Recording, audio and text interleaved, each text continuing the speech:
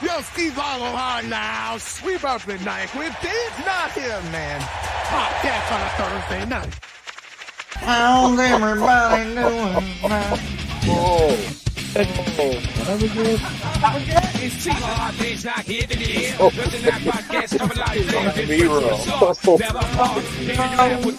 Born in America, you're an American. That's that. Just right after high school, ended up joining the army. You guys seem way more chill than that intro. Country back, I don't even live there. Dude, we should get a boxing match. Smack the shit up. That sounded wrong. That's a highlight, that one. Stay the hell out of the left lane if you're not dead. You're so salty about this guy. Finally, a law that I can get you from. You're driving in the left lane. It's punishable. You don't have to have a massive channel to make an impact, you know? You smoke like a girl. Always there, what? I do not sound like Jalen. Do I drop the wheels in your jokes? He's like, fuck him. You know, that's what the whole freedom of speech is. That's a good point. Everybody gets a leg. You don't have to agree with it, but you best defend the right to do it. If you don't know your rights, you don't have any. You just gotta obey. The Constitution doesn't give you rights, you have natural rights. But they will change your life. But the Constitution protects your rights. You'll never go back. Well, Horny Bassett, he ruined it for everything. I bet he wanted to knock him out. It's never because of their race, identity, These government nerds that all swear an oath to it. What our freedoms are, because they're so lazy, they don't, I had a fun night. I haven't laughed that hard in a long time.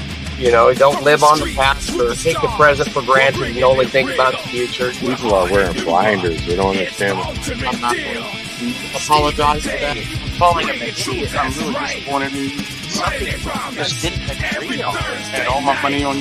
I'm guilty of inciting my constitutional rights. You don't like it, they don't like it. But y'all, You know, you never see I don't think that God sees Much love to you all. Stay straight up, man. God is good. Love each other and be kind.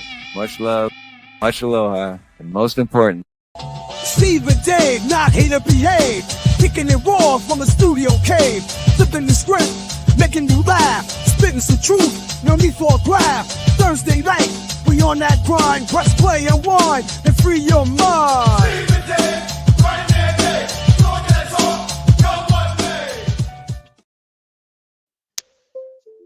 and most importantly, Steve and Dave, man, they're not right. What's up? What's up, everyone in chat? Good to see all of you. Oh, I can barely hear you, Dave. Oh. You turning Sounds me like down you're far. again? Sounds like you're far away from the. One sec.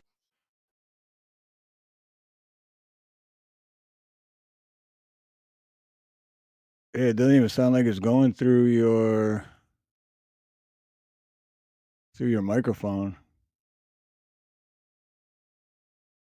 Say something again.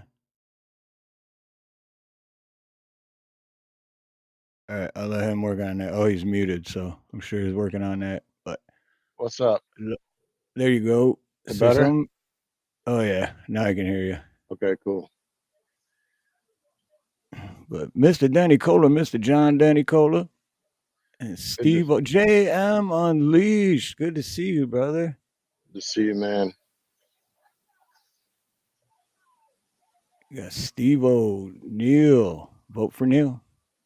Chris in the house.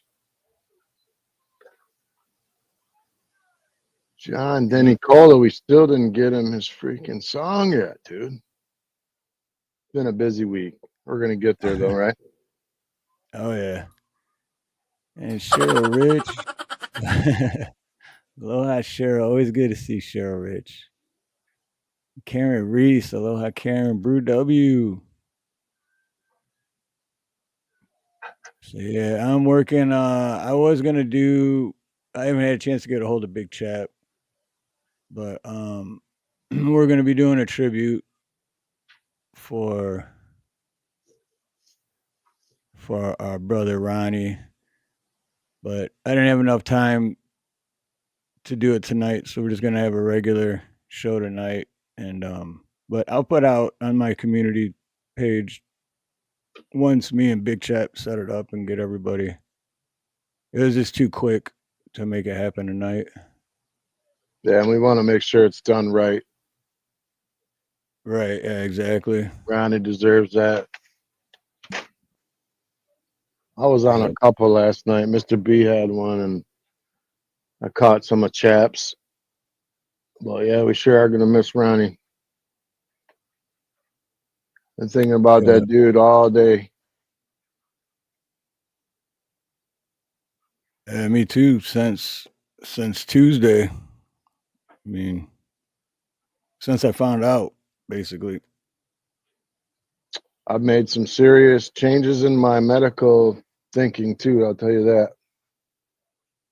I won't begin to tell people what to do, but man, it comes down to choices of medicines they want me to take. I'm saying no because I don't think he was. I don't even want to say it. He went quick, right? Just seemed to go so fast toward the end. I did not expect it. That's all I'm saying. No, I mean, because he had lung cancer before and he beat it. Yeah, he beat it. He was good for, I mean, years. So, I mean, I knew he was gonna get sick again, and I just thought he was gonna come back and beat, because I mean, dude, he's a tough motherfucker, right? I mean, mentally and physically.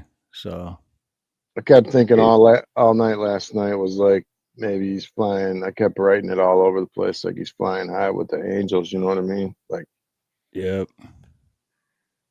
Hey, Sharon Mercy or Aloha Blackbird. Aloha. Yeah, it's crazy, man. Because Tuesday, when I first found out, it was like early in the day for me, like around noon. But that's I'm like 5 hours behind everyone else. But and I just broke down, instantly broke down, and then I had to pull over because I was driving, and then I got my shit together, and then I went to my next job, and it was like a quick. I was only there for like less than an hour. And then I was leaving there and I was getting on the highway and I started to break down again. And I was like, damn it, Ronnie, what the? I'm like talking out loud and yelling. I'm like, and then I stopped and I just thought, and I'm like, you know what though, man, you're not in pain anymore, man.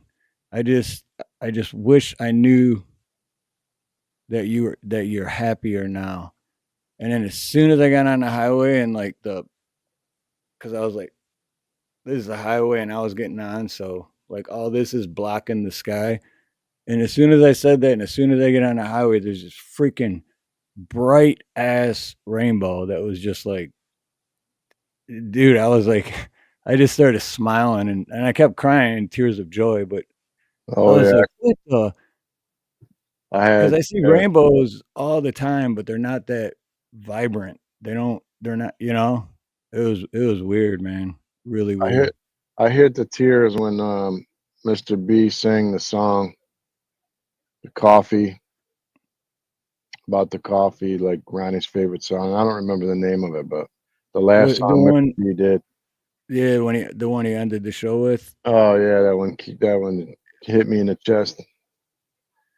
Yeah, I actually screen recorded it. Oh good. Yeah. I'm like, yeah, send me. I need that clip and put my. I was so tripping out that I put my email right in the chat. He's like, send me your email so I could send it, and I'm like, put it right in the chat. Oh my god, what did I just do? You should have told me. I got his phone number. I could have just I told you. know, man. I was just tripping. I was just like, God, man, how did this happen? Well, that And means that you're definitely genuine about it. Cause yeah, I know you never. well, we You, had our, I had my gripes and whatever a couple times about, the nights that we were on and whatnot. And I'll be real about it. But when it came down to it, Ronnie was a good dude, man. right. But with the email though, I'm just saying drop that because you don't even give your email to people you know. I know, dude. So spam me up, bro. Right. Sell me a Cadillac. But no, that's how me and Ronnie became such good friends to begin with because we used to bicker. That's how it was one of those things where like you and me. Shit. We Yeah, we didn't like bicker. each other when we first met. We still bicker sometime, but just you know what? Who cares? Nobody's like exactly the same.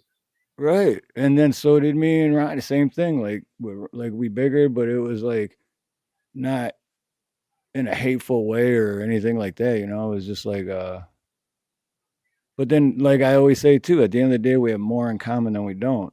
And that's so we bicker on a few things. Everybody does. But look at all the shit we do have in common, you know. Chickens of war, man. Good to see you. Just popping in Hey, to say howdy and good night, y'all. God bless y'all in Jesus Christ's name. Amen, brother. Amen to that. man. And God bless. Absolutely. Thanks for coming by, man. We appreciate you.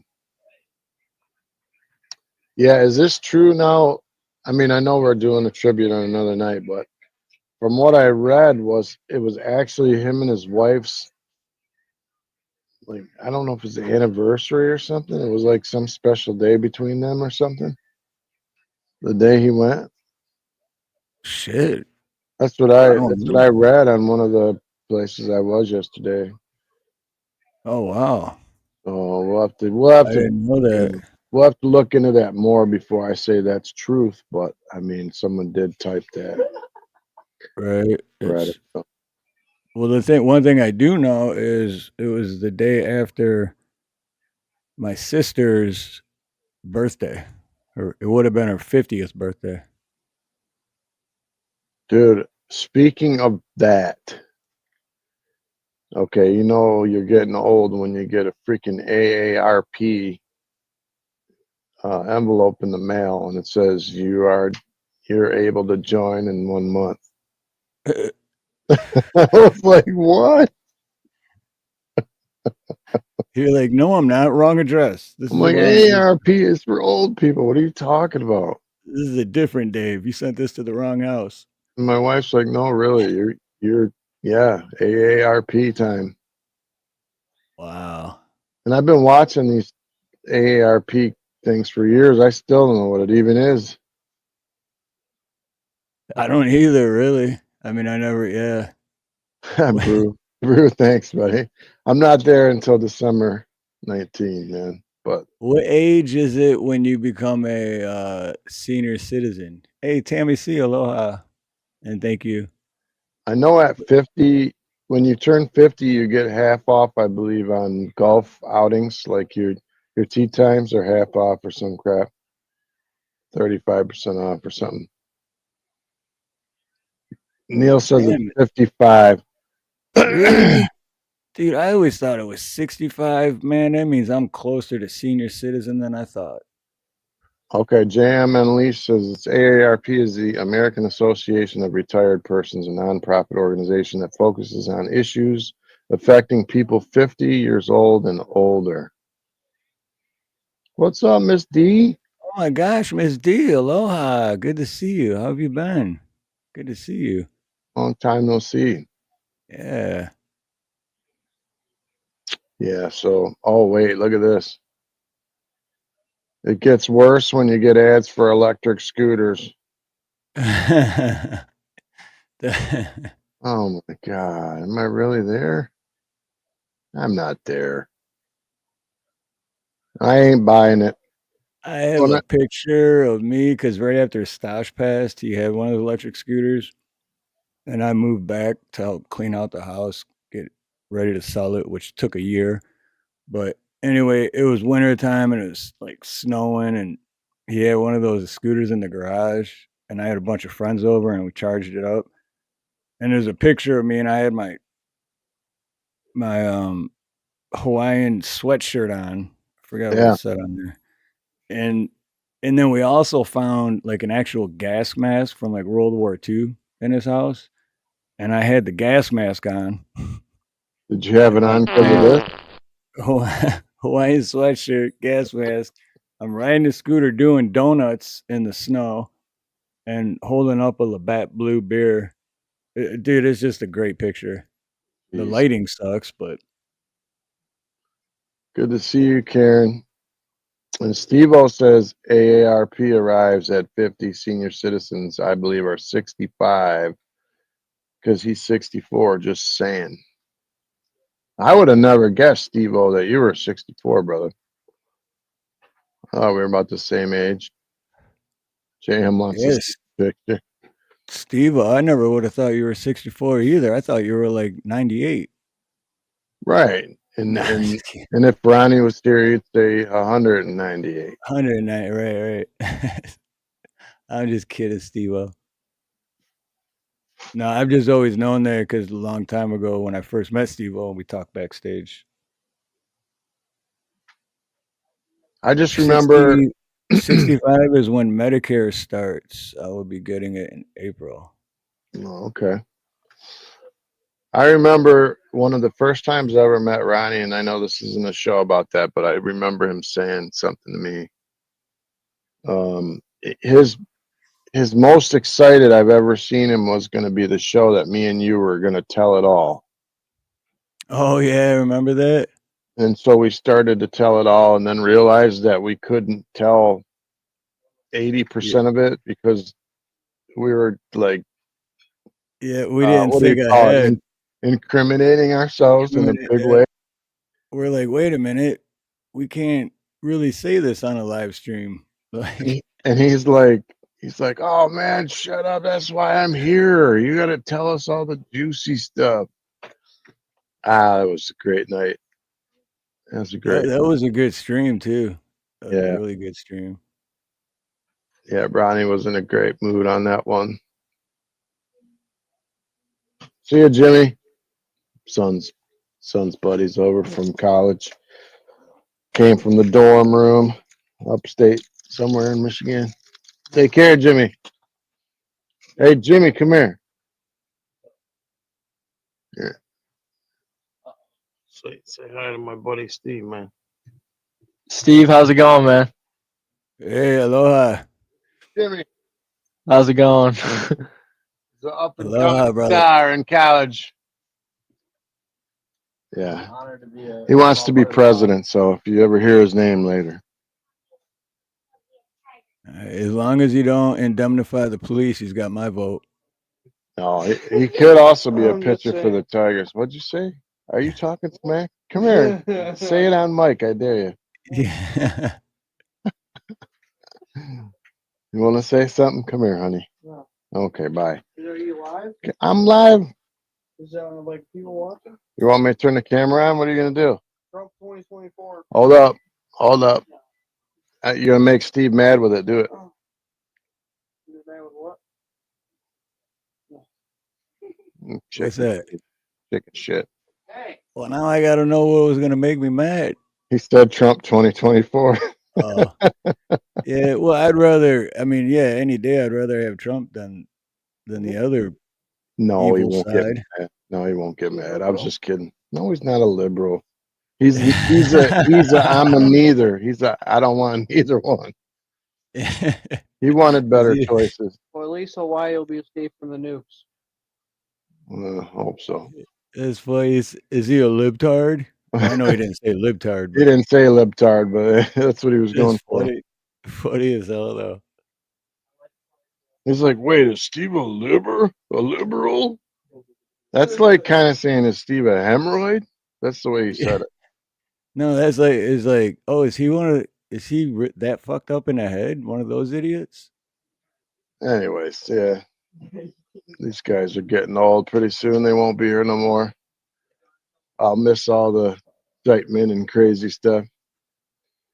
Reminds me of when we were young. They're all dating. And oh, by the way, Andrew popped a question to his girl, so they're gonna get married.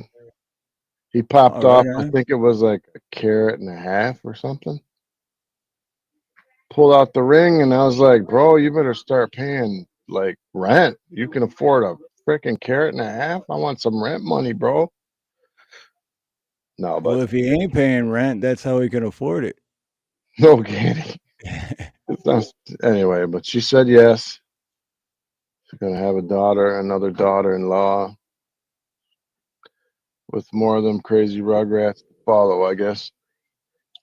Well, it's definitely good that she said yes because that'd be a sad story if she said no. Yeah, yeah. Oh, what movie was that where Kevin James asked that girl to marry him on the beach with the horse and all that, and they had a mariachi band, and then she said no. God, I know Kevin James, but that don't ring a bell. we gotta find the clip. Someone will know it. Like they're playing the mariachi, and it's like marriage. What? No way. And she started laughing and took off. I forget what. I don't think it was Mall Cop. Oh, I remember Mall Cop. It might have been the zoo one where he was like the head of the Oh, zoo, yeah. but I can't remember the name of it right now. Yeah, because I never really seen that one. I know what movie you're talking about, but It's the one where like he escapes with the gorilla, like the gorilla can talk to him, and they go to Benihana's or TGI Fridays on right, yeah. Halloween. He's like, "Oh, this is just a costume," and he's like with a real gorilla. Yeah, And I they're like, never "That's watched that. some mess." Oh, you gotta He, watch it, dude. It's great. his career kind of went downhill. I mean, he's funny stand up, Yeah. but and he was good in Kings of Queens or whatever, but he I don't know. Whatever He happened to him? his career just went downhill. I don't know, he kind of sold out to like the cheesy comedy and not like real comedy. Yeah, I wonder what happened because I always thought he was one of the more funny ones. He was kind of in the Sinbad boat with me, Right, yeah. you know. Yeah, good comparison, yeah. Look, thank you, Forging Thought. Hey, You didn't Fortune see it. Thought, what's up? You didn't see it because it sucks. Well, you know, when you Yep. got kids, you're forced to watch movies that suck sometimes, but they do have funny parts. So, I mean, who didn't watch an episode of Barney at one time? I love you. You love me. Shit. I'm gonna get my Air-15. When Damon was born, that's all that was on TV for the first 2 years. Night, Oh, Barney. Barney. Yeah, I wanted, just so y'all know, I wanted to own a live Barney at one time. I was so sick of hearing that "I love you" thing, and I just kept thinking that dude in that costume is probably a pedo. I don't know if I can say that, but that's what I was thinking, man. Really. Probably was. Remember Now Pee that Wee I think Herman, about dude? it. I watched Pee Wee Herman on Saturday mornings after my paper route. Yeah, that's how old I am. I had a freaking paper route. And then I would go get some donuts, come home, watch cartoons on Saturday, and Pee Wee Herman's Playhouse was on. I don't know if you ever saw that, but Oh, yeah, I used to I watch. feel Well, really old. I used to have a paper route, and I used to watch Pee Wee's at the same time. It was like 3 months later, then they found him in some freaking Adult movie theater. yeah, peep show thing. And I'm like, this is so wrong, dude. I've been watching this guy every Saturday. And the whole time he's just But that's what I mean. It wouldn't be surprising if Barney, when he first came out, wasn't one of the Teletubbies like that too? I'm sure it were. Tinky Winky or whatever. He So even I said, never watched Teletubbies. well, I see, know that's of the them. difference. I had the kids. What's up, Latina in Cali? Hey, Latina and Cali, aloha. I'm like focused on finding this picture. I've been like with mom every day in the hospital since the 6th of November. So I'm getting burned out on being in the hospital with her, but not because of her. It's just the hospital is not a place you want to hang out. Sucks. But Yeah. so for those that want to know, she took 150 steps over the whole day with 4 therapists, and today she did a lot of walking again today. So, I mean, when I found her, she couldn't even move, so it's kind of a miracle that she needs help to get up, but she's walking and stuff. So, just step in the right direction. So I'm I was thankful. gonna say, so she's doing better then. Yeah, man. It's like she had real clothes on when I came in instead of that stupid hospital gown. She had combed her hair, and she ate my son promised her and his wife promised her Cracker Barrel. That's like her favorite. Oh, dude, I haven't had Cracker Barrel in so long. They do got good food.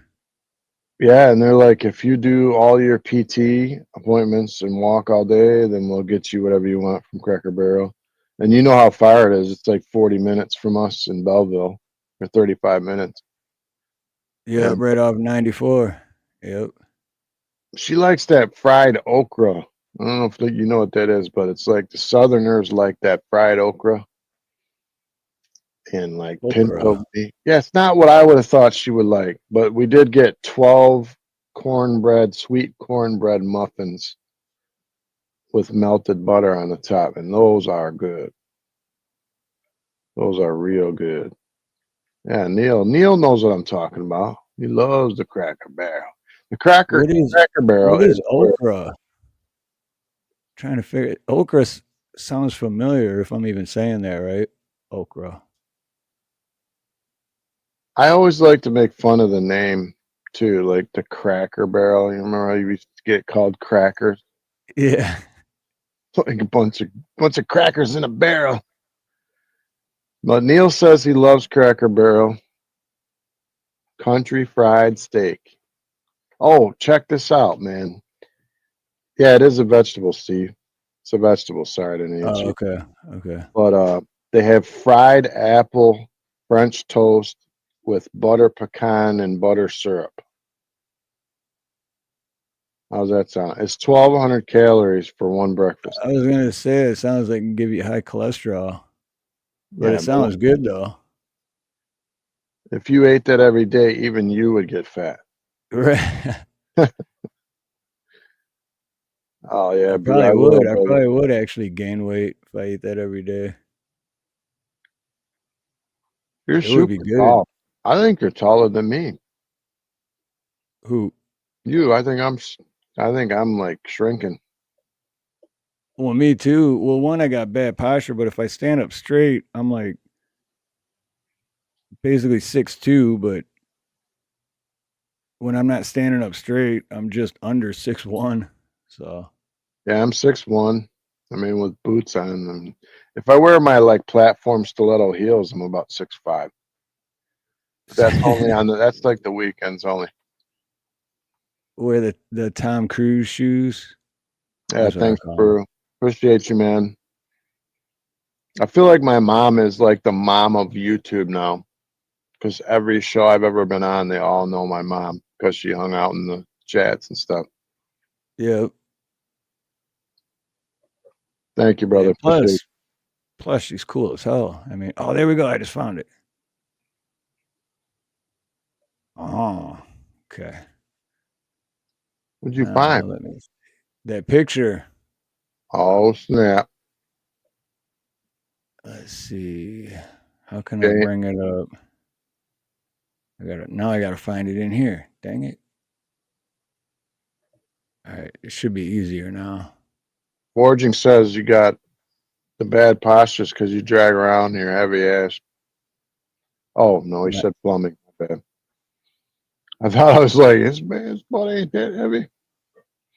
Well, yeah, kind of, because I never thought of that. Yeah, because I'm always leaning over, working under Yeah. sinks and cabinets and tight spots. And Well, just pulling that snake around, if everyone knows what a snake is, the snake out the oh, drain. Those things are like what, 150 pounds?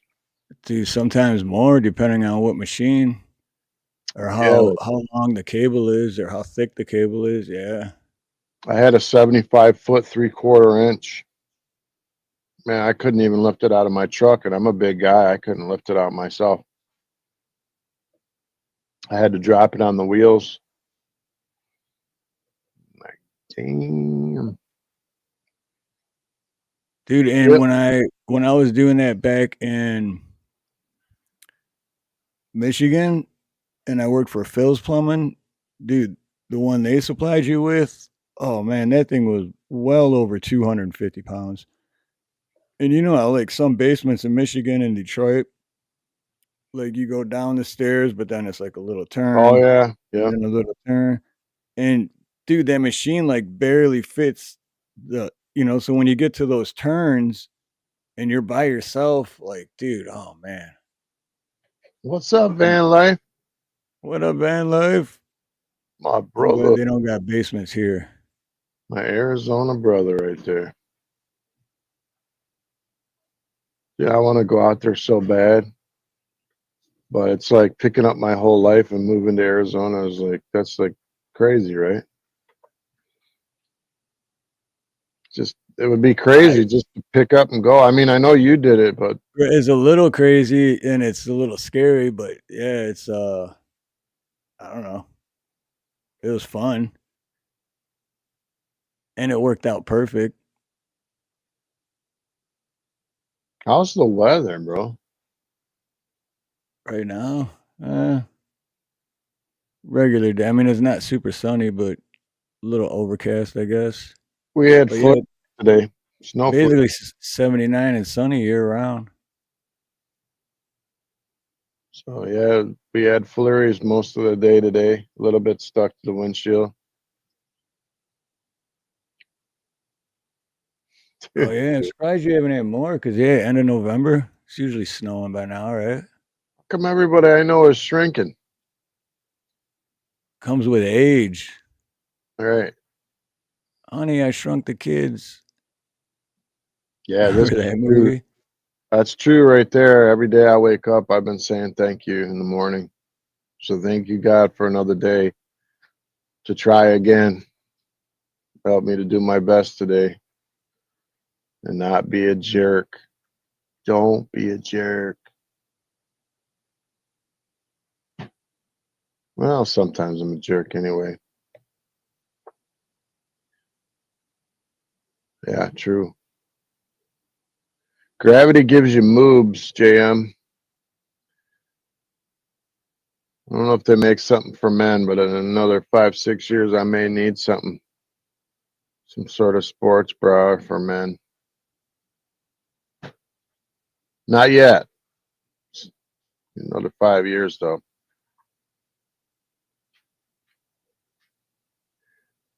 What are you looking for? This picture, I'm trying to, because I can't share it on my other thing, and I found it on the one, but now I can't find it on the other. Damn, yeah, it's true, bro. Crazy. I mean, most people don't talk about it, bro, but it's true. Gravity wins. It's called a bro. Is that a thing? Is that a real thing? Oh, instead of a bra, a bro. To hold them moves up. You don't want your moves banging.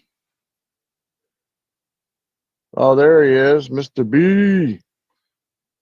Mr. B, what's up, brother? Mr. B, you brought tears to my eyes yesterday on that last song, my friend. Yeah, me too. That was a killer. I But appreciate you doing it, though. I screen recorded it. Yeah, I put my freaking email address right out open in your chat. I wanted it so bad. For some reason, I just typed it in chat. So my bad on that one.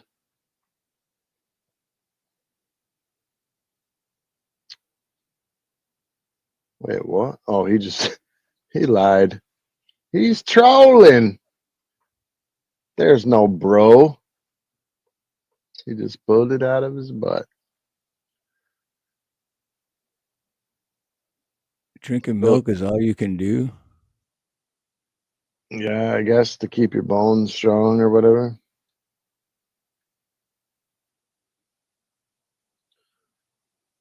So what's going on with the poll? I mean, I know I saw it when I came in, Oh and when shoot! I always forget about the poll. Yeah. I hit it, and then I saw the percentages, and nobody was picked what I picked. Hold on, I'll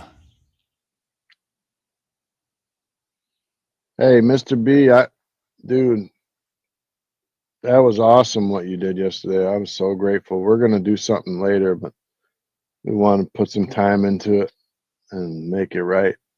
And what you did was awesome, though, bro. We appreciate everything you did. You sang that so good. I didn't cry till you put your head down, and then I lost it for a minute. let's see. So, oh, nobody put career, huh? Wow. So, what aspect of life do you find most fulfilling? Career success, 0%. And this is out of 26 votes. Personal relationships, 27%. Health and wellness, 27%. Personal growth, 46. I picked personal growth, but I can't actually vote on it. So, What was personal growth? 46%. See, We'll wait till we're at 26 votes. We'll get 30 votes. I'll end it. Yes, I am a sap. I picked relationships. Like, for me, my most important thing in life is having good relationships with people, my family and stuff. Yeah, well, that's the thing, because it's kind of a hard pick, right? Because really, it's all of them, right? But you can only pick one, so that's what makes it hard. Yeah, Forge and Thought picked relationships. Look at that.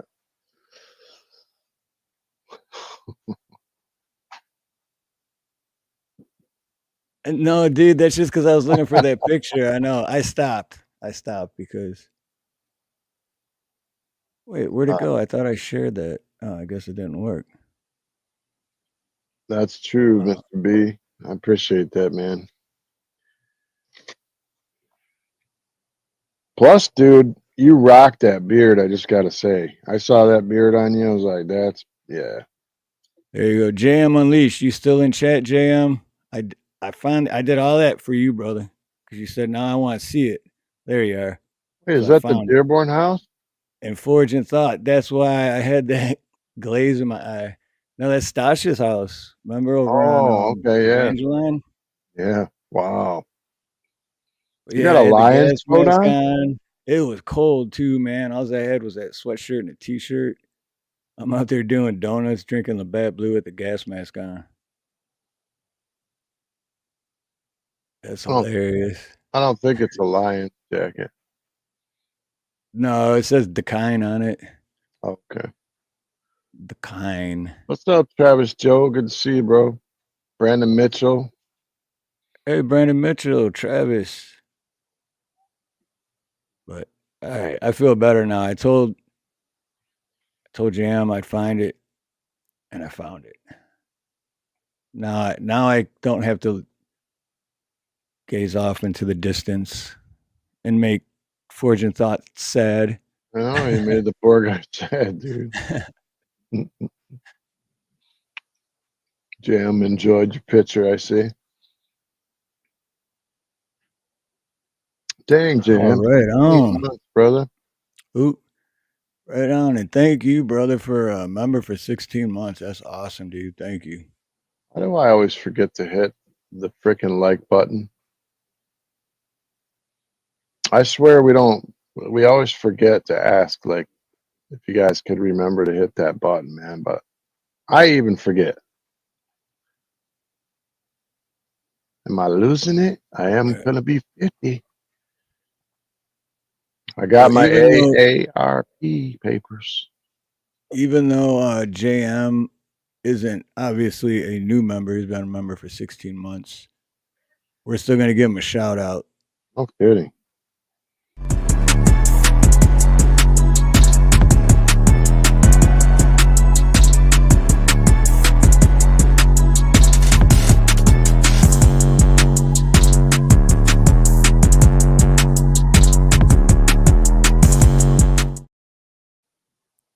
Oh yeah, right on, JM. Thank you, brother. Can you believe we've been on 40 minutes already? No, holy, wow. Right. If you would have asked me to guess and I wouldn't be able to see, I'd say probably 20. I was Yeah, thinking like 15 to 18 minutes ish, built like. That's crazy. What's this here, Karen? Steve, can you please put up that last video of Ronnie on your show? Yeah, we're gonna work on it. I don't know that we can do that now, Steve. That's up to you. But Right, yeah, because we're gonna have. Oh crap! The heck? we're definitely gonna have a memorial for Ronnie, but we want to do it right and have a bunch of clips and stuff pulled up. We're gonna have the best of Ronnie York, Ronnie Cash. Yeah, we're gonna have it like ready for. But yeah, we're gonna set a night aside specifically for that. But I know which one you're talking about. I think I will. If I could find it, play a little bit of it. I can't remember what the name of that one was. Oh, she just wants the YouTube site.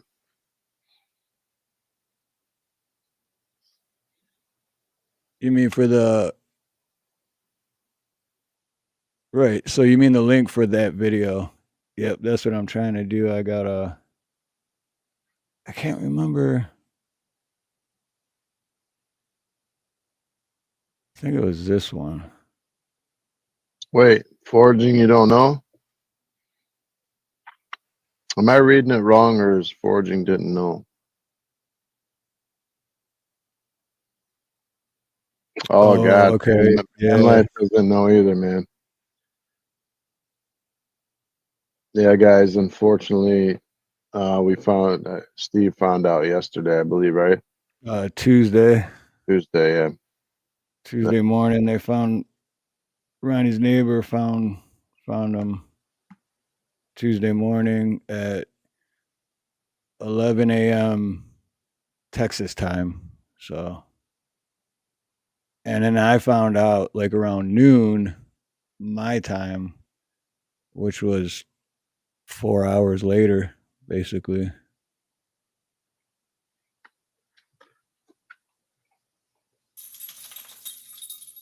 Yeah, it's tough, man. It's tough.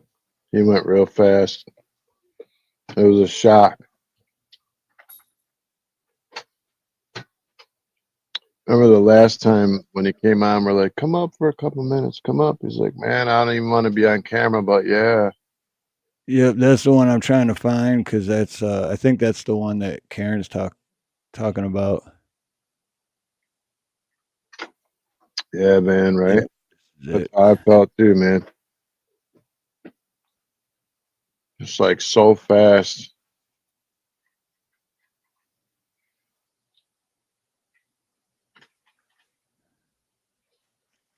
Yeah, sorry you didn't know, brother. We probably should have said that in the beginning. Okay, let me share this one. I'm just gonna play. Like I said, we're gonna do a tribute for Ronnie on a different night, but I'm gonna share just a little bit of this. But first, let me. Well, here I'll just share this first, and then this was the last time he was on my panel with me and Dave. Technically, the last time I talked to him, voice wise, I mean, because we texted a few times after that, but I mean, affects every country in the world. I don't care how big, how small, how powerful. You bet your ass it does. that's why we need Ronnie in the fucking White House, man. Damn right. I'd straighten this world out in a heartbeat. You know what? I think any one of us could do a better job, or at least as good. Well, hell no, better, way better than any of these assholes has been in as president the last hell, I don't know when. Other than Trump, I mean, in my opinion, Trump done a damn good job. But other than Trump, I think any of us could have done a hell of a lot better job than any of the rest of them. All of them put together, as a matter of fact. The damn Bushes, shirts, whatever you want to call them, and all the rest of those assholes. I mean, man, we've just been totally screwed over by every one of them and made it look like we've had a wonderful job done for us, which is nothing but a joke. Right. And the joke is on us. And Well, we that's the didn't know. thing. I definitely can't complain. The 4 years that Trump was in office was the most successful and greatest time of my life. That's for sure. And then as soon as he wasn't in office, I went right back to struggling, and I still am today. So crashed in a hurry. Yeah. Yep. I know exactly what you're saying. It did for all of us. Well, guys, I'm out here. I love you, and I'm going to get my ass in bed. Thanks for inviting me up. I appreciate Much it. love, Ronnie. No, thank you for coming up, Ronnie. It was so good to hear your voice and talk to you again, man. And dude, just know, no homo. But every night before you go to bed, every morning when you wake up, know that I love you, brother. I mean that from the Believe bottom of that. my No heart. homo. Thank you, bro. I appreciate that. Seriously, no homo. You sure about that now? I'm not. Uh-oh. We got a straggler down there, Steve. Right. I do love you guys, and I appreciate your invite. But I'm the hell out of here. I got to get my ass in bed. I'll get the rest of your body too, brother. Talk to y'all later. And it was a great show tonight. It really was, y'all. Damn Hey, good man, show. check in with us, Ronnie, so we know what's going on, so we don't have to worry about it for a week. All right, I'll do that. All right, man. Take care. Y'all too. Good night. Good night. Love you, brother. Hey,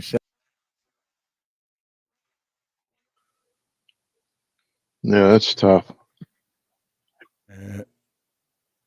That's the last time I told him. Well, most of our text, I always say I love you, brother. But that's the last time I told him I loved him.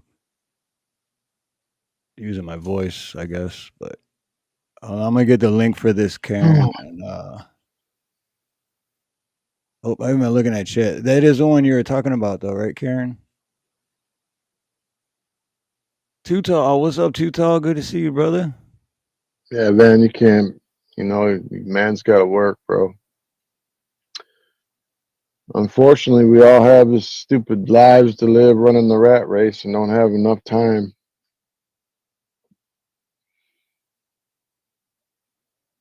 I honestly meant to hit him up on Facebook. I swear at least 15 times. I got distracted somehow. I hit him up, I think maybe out of the 15 times, I got him 4 times. But man, I didn't figure he wanted to talk, with that chemo and all that. And he sounded so That's exactly tired. what it was. And that's why I didn't really bother him. Because before he got, even that little bit of the video we just watched when he was on that, before he was to that point, we talked on the phone for a while once. And no, it was actually backstage.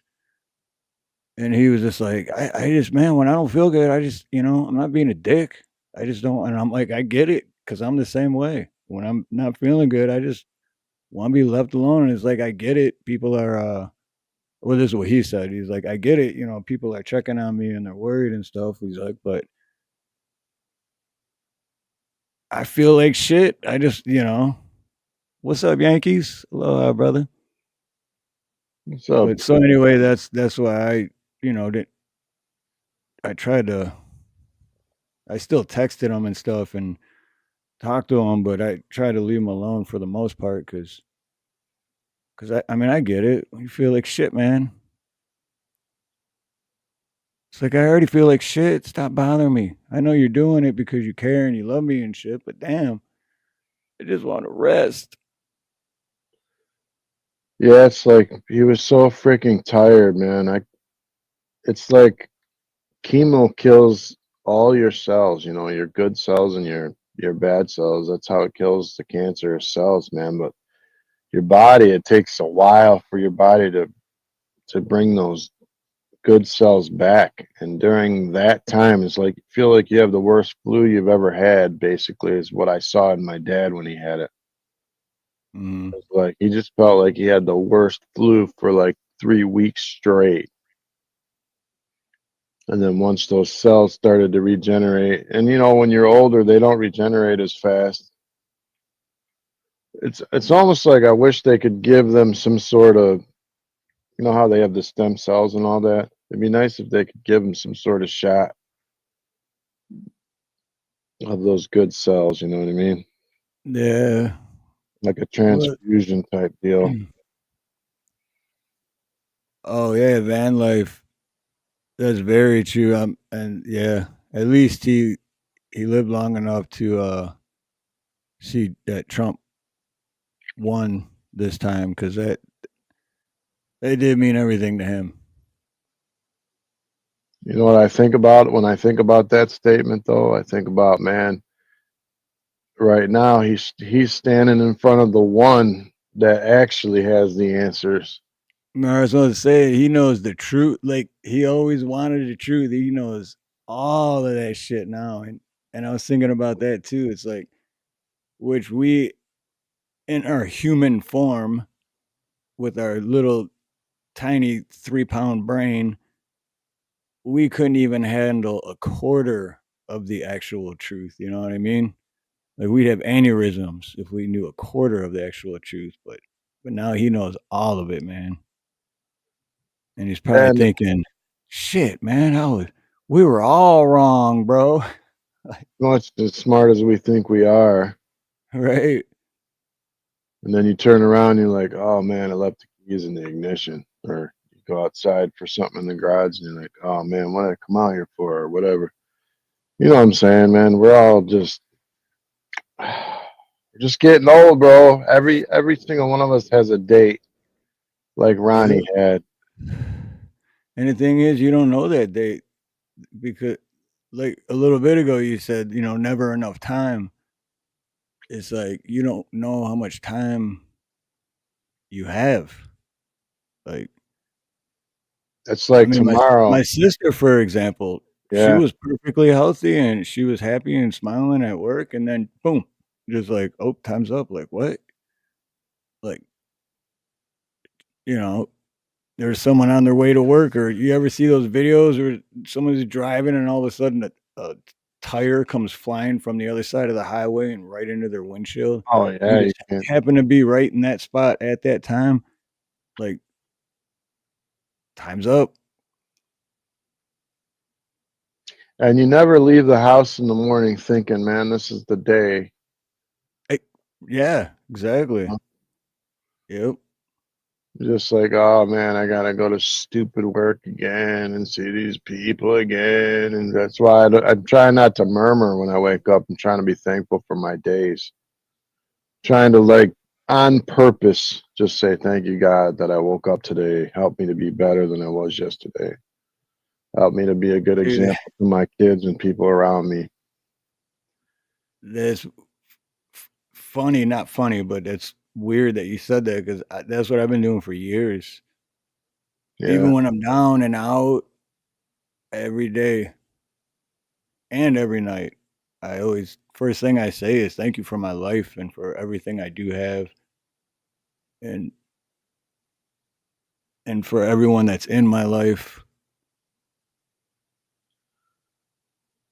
I always say the same thing. I mean, I feel like I repeat this all the time, but man, people always want money. They want to be rich, but they don't realize that when you have everything, that stuff starts to own you. Like Mhm. all of it needs maintenance and time and repair, and it just begins to own you. It's like even if you have a dog or two dogs, you're not planning a vacation because you got to figure out what are you going to do with your two dogs. You're going to take them on a plane. You're going to take them to the Caribbean. You got to find a dog sitter. You can't just leave them. You know what I mean? It's like everything you put in your life. Exactly. I know. Yeah. When we went to the Big Island, we're like, what are we going to do with Pablo? It's like our main thing was what we were worried about was Pablo. And even though we had people coming over to check on him and feed him and stuff, we still set up our one of our outdoor security cameras inside. Yep. So like pointed right in his area. And I was checking on him like every hour and a half, 2 hours. It's like I gotta check on What's up, Pablo. Ken? Good to see you, Ken. Ken Sound Safari's in the house. The Sound Safari. Yeah, man. Anyways, so I've been thinking about that a lot because Mom's been in the hospital. And Ronnie, my dad last year, my cousin. It's like, okay, man, when it'll be my turn someday. So maybe I ought to think about it a little bit. How do I Well, want that's to? the thing. It's all of our turn someday. We just don't know how or when. And that's the scary part. That's what hits me because it's like tomorrow. Because automatically in your head, you're like, oh, I'm only this old. I got at least, or I'm only halfway through my life. But no, you don't know that. You don't fucking know that at all. You know what? I laugh at myself all the time because I make all these plans. You know, they say best laid plans of mice and men. That saying. I get up and I make all these plans every day or plan like I had 5-day vacation planned to go up north with my mom and like hang out at the house. We were gonna plant some more fruit trees and we have land up there. We were maybe gonna hunt, just do whatever, antique shop. She got sick. I spent my 5-day vacation in the hospital with her and she's still there. So all of my time, like I have not been going to work. I've been staying at the hospital with her because she was forgetting things and making decisions that were not good for her, and she didn't realize what was going on. It's like I even told my job, if you make me choose between you and my mom, you're going to lose. Which So is understandable, and they should understand that too. They shouldn't even make you have put you in that position to have to choose, yeah, it does, man. Like it does own you. It's like my boat. I still haven't. It snowed today, and I haven't even went through my boat like and got it winterized. I mean, there's not enough water. I haven't taken it out this year, but I still got to do it. I had to winterize the pool and winterize all the pipes and the filters and all. You know what I mean? It's like my stuff owns me, whether I like it or not. I had to take a whole day and maintenance that crap. So if I didn't, it was just going to crack and cost me $2,000 next year. So the more you own, the more it owns you, if you ask me. I say keep your life simple, man. Just get what you need. Couple things you like, you know what I mean? But Well, that's the whole saying, more money, more problems, right? Like, just bigger problems. And Steve, you're just like me. We've worked for all the rich people we can imagine, man. Out in Northville and Rochester Hills and Commerce and all the real, real rich people. I and, swear to and you. quite a few celebrities for me too. Hey, Snooks, what's up, Snooks? Yeah, what's up, Snooks? Yeah, I worked for Red Wings. I worked for some of the Lions. And honestly, they have more problems than I do. They got more money, but more problems. I told you about that Charles Rogers guy. I think he was an offensive lineman for the Detroit Lions, and I worked at his house, met his wife and 4 kids. He paid me at the end of the day with a check for the work that I did. It was like $580. And then 3 days later, I was at another house in Royal Oak doing work, and she paid me with a check, about $550, and it was his check. And I looked at her and I looked at the picture, and she looked at me in the eyes and she goes, "Yeah, I'm his side girl. I'm okay with that. I'm okay with that." And she goes, "His wife knows." I said, "I didn't ask you any of that. That's y'all's business. I'm just here to work." But you know what I mean? Like you got the wife, the 4 kids, and you got the side girl, and she goes, they come over here on the weekends, the And they players know do, about it. and they know about it. The wives know about it. And he pays And her bills, you know, he pays her house payment and all that stuff. that's why I always say I don't wanna be, like, rich or a multimillionaire. I just wanna be able to live comfortably and not have to worry about, you know what I mean? I would I love don't to wanna be able I to mean, help people, man. I like to well, help. yeah, that too. It's like, yeah, it's like I don't want fuck you money, but then again, I do because even if I did, I still wouldn't have a $5 million home. I still wouldn't have all that shit because half of it I'd end up giving away to help other people, you know? You just see what life. I just want to be able to live my regular life without Boom, having to worry about it. look at that statement. Some people are so poor, all they have is money. God, that's a genius statement. No family, just money. I mean, if you had all the money in the world, but you were alone, what would you Yeah, have? Who, nothing. who you, Exactly. you're going to show your mansion to nobody, show your toys to nobody, go home to nobody. Screw that. Loneliness, straight loneliness. Oh, for sure, Fortune. Yeah, definitely, bro. Awesome. Yeah, that's it. I mean, yeah, think about it. If you did it, let's say you had all the money with all the fuck you money you could think of, but you had nobody. Like you had the nicest house, like mansion, and that's even more lonely. The bigger the house and the nicer the house, the more lonely it is if you got nobody. I, I met a man once. I used to go to this church, and part of, I would, it was like a volunteer thing where you Oh would show shit. up on Monday night. You got to say something? No, I was saying thank you, Steve-O. Okay. I always forget about the poll. So well So go ahead, Dave. on Monday nights, people that were sick or they couldn't make it to church or whatever, we would go out to their houses, no matter where they lived, the bad neighborhood or not, and we would show up and talk to them. And man, you would be surprised at how many people were. They lived better than rich people, dude. They were in the middle of the hood, but just to have someone walk in their door and talk to them, they felt like they had $1 million, man. Yep. They couldn't, and I'm like, well, where you been, man? I haven't seen you. And they're like, oh man, I busted my ankle and I'm by myself and my family doesn't help and I got crutches. I can barely get to the bathroom. By the way, I lost my train of thought on that. So you got that part. But anyways, What's up, G May Mirko? I was going somewhere with that. Lot Life says it's tough having a girlfriend, fiance, and a wife on the side. A girlfriend, a fiance, and a wife on the side. And what's up, Snooks? Because I know you're about to type in chat. I didn't say hi, so hello.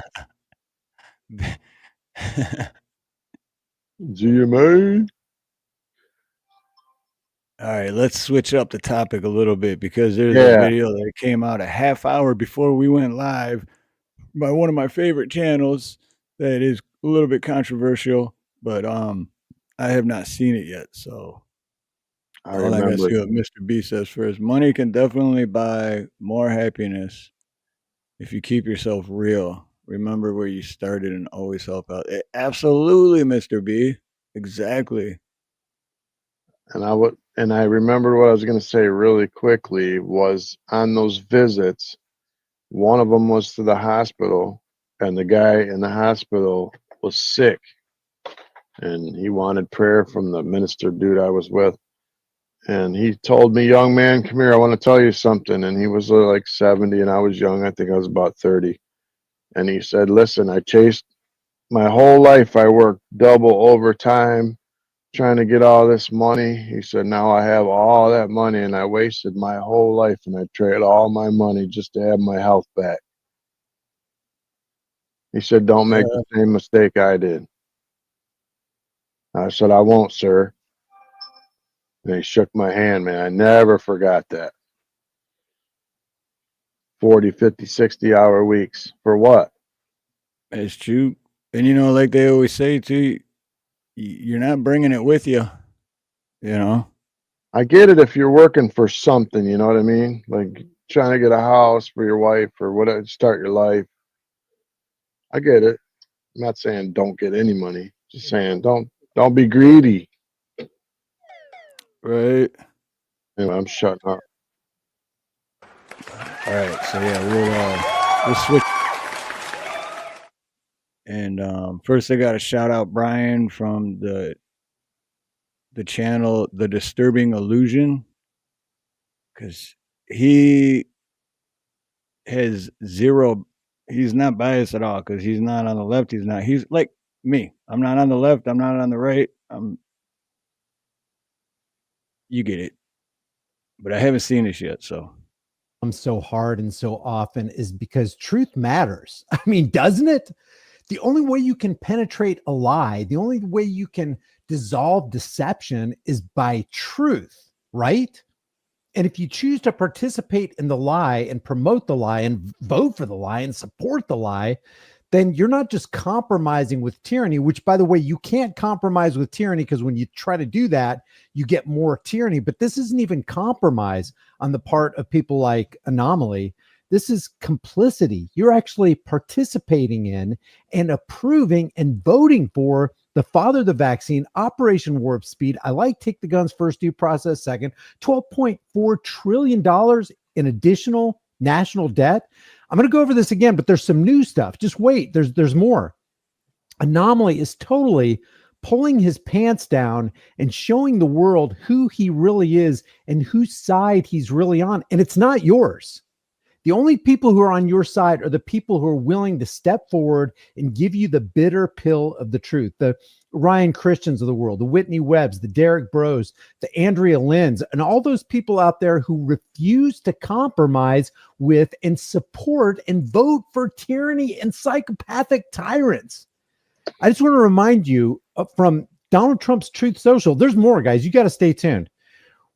But real quick, that's funny because it's kind of a segue because I didn't realize this is about money. Is he So against? we kind of segued ourselves into it and didn't even realize it. That's kind of funny. Is he against Anomaly or what? 'Cause that's what I heard. I'm not. Did I take it right? I'm not sure. I like Anomaly. Go ahead. I was doing three things at once, but yeah, I'm not sure where he's going with it, but it just hit me that, this is about money, and we were just talking about money. So I shouldn't have said, change the subject. I should have said, that segues us into this. We're coming up on the 5-year anniversary of Convid 1984 by George Orwell. We know what that's all about. And if you recall, under President Trump's leadership, this is Donald Trump saying this, we have had incredible public health policies, incredible. President Trump's unparalleled creation of Operation Warp Speed. This is his father of the vax, big pharma industrial complex potion that he continued to push and continues to push to this day as of November 17th. He'll push this to his grave. And then sycophants like Anomaly say, breaking, Trump is still bragging about Operation Warp Speed. You voted for it. Like I said in my last video, watch this. He says in another post, make no mistake, these were the worst health policies in modern history, and Operation Warp Speed was a part of the biggest pharmaceutical con job of the century. It was the biggest. Oh, wait, that's Anomaly you were just asking about, Dave? Yeah. Yeah, they got a beef going on. Okay, apparently, because Anomaly usually is not, he's normally not biased at all from anything I've ever seen. No, well, he's took a lot of things Brian said the complete wrong way, and then Brian tried to be like, that's not what this is not what I was saying, and then Anomaly came back, and so they got like this beef going, but Me, baby. Me. Con job of the Me, century baby. worldwide, My bad. period. More power and wealth was transferred during that short time in 2020 and the beginning of 2021 under Donald J. Trump with the $6.2 trillion CARES Act and all that other stuff that people like Anomaly chose to compromise with and continue to vote for after he brought this wide scale evil. Look, this is another thing.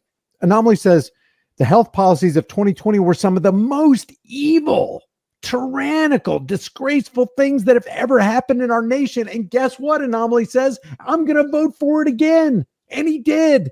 And he's promoting it to his audience. He's got, it's bad enough for one single person to vote for it. But somebody who's got a global platform like Anomaly does and has 1 billion views credited to his name, and people follow him and they respect what he says and probably went on to vote because Anomaly went out to vote. I mean, you got to be a special kind of, I don't even want to say, I'm not even going to say the word. You got to be a special kind of person to actually utter the words, some of the most evil, tyrannical, and disgraceful things that have ever happened in our nation were under Trump's health policies, and then vote for the guy that you said brought in the most evil and tyrannical, disgraceful things in our nation. I mean, he's got a point, right? Well, he says under the Trump policy. So is he talking about like Fauci? Is he talking about like lockdowns and food supply chain screw ups? Yeah, but it's still control. It's still Trump's decisions to allow all that, right? Like, so I think at some point it got like away from him, and he was dependent on these other people who he thought were like supposedly experts, and they actually weren't. And that's on him for sure. Well, then that's the point that Brian's making, because even up until 2 days ago or 4 days ago till November 17th, Trump was still bragging about it. So technically it's still on Trump because he's still bragging about Operation Warp Speed. Now let me come out and say this. I voted for Trump, but I also do not like him bragging about the vaccine because I do not think that it was a success. And I'm not telling anybody what to do, YouTube, or giving them medical advice. I just know that in a lot of studies, there was a lot of myocarditis, inflammation of the heart, and there was a lot of people that were unalived. And there was nothing perfect about that vaccine. And I don't think he should do that. I absolutely hate that. I don't know why he's taking, I mean, I think he's like, look, this big thing happened and I handled it the best way we could with what we had as fast as I could. And I did a good job. No one else could have done a good job like me. But what he doesn't realize is that we were on the other side of that lockdown and it didn't look good to us.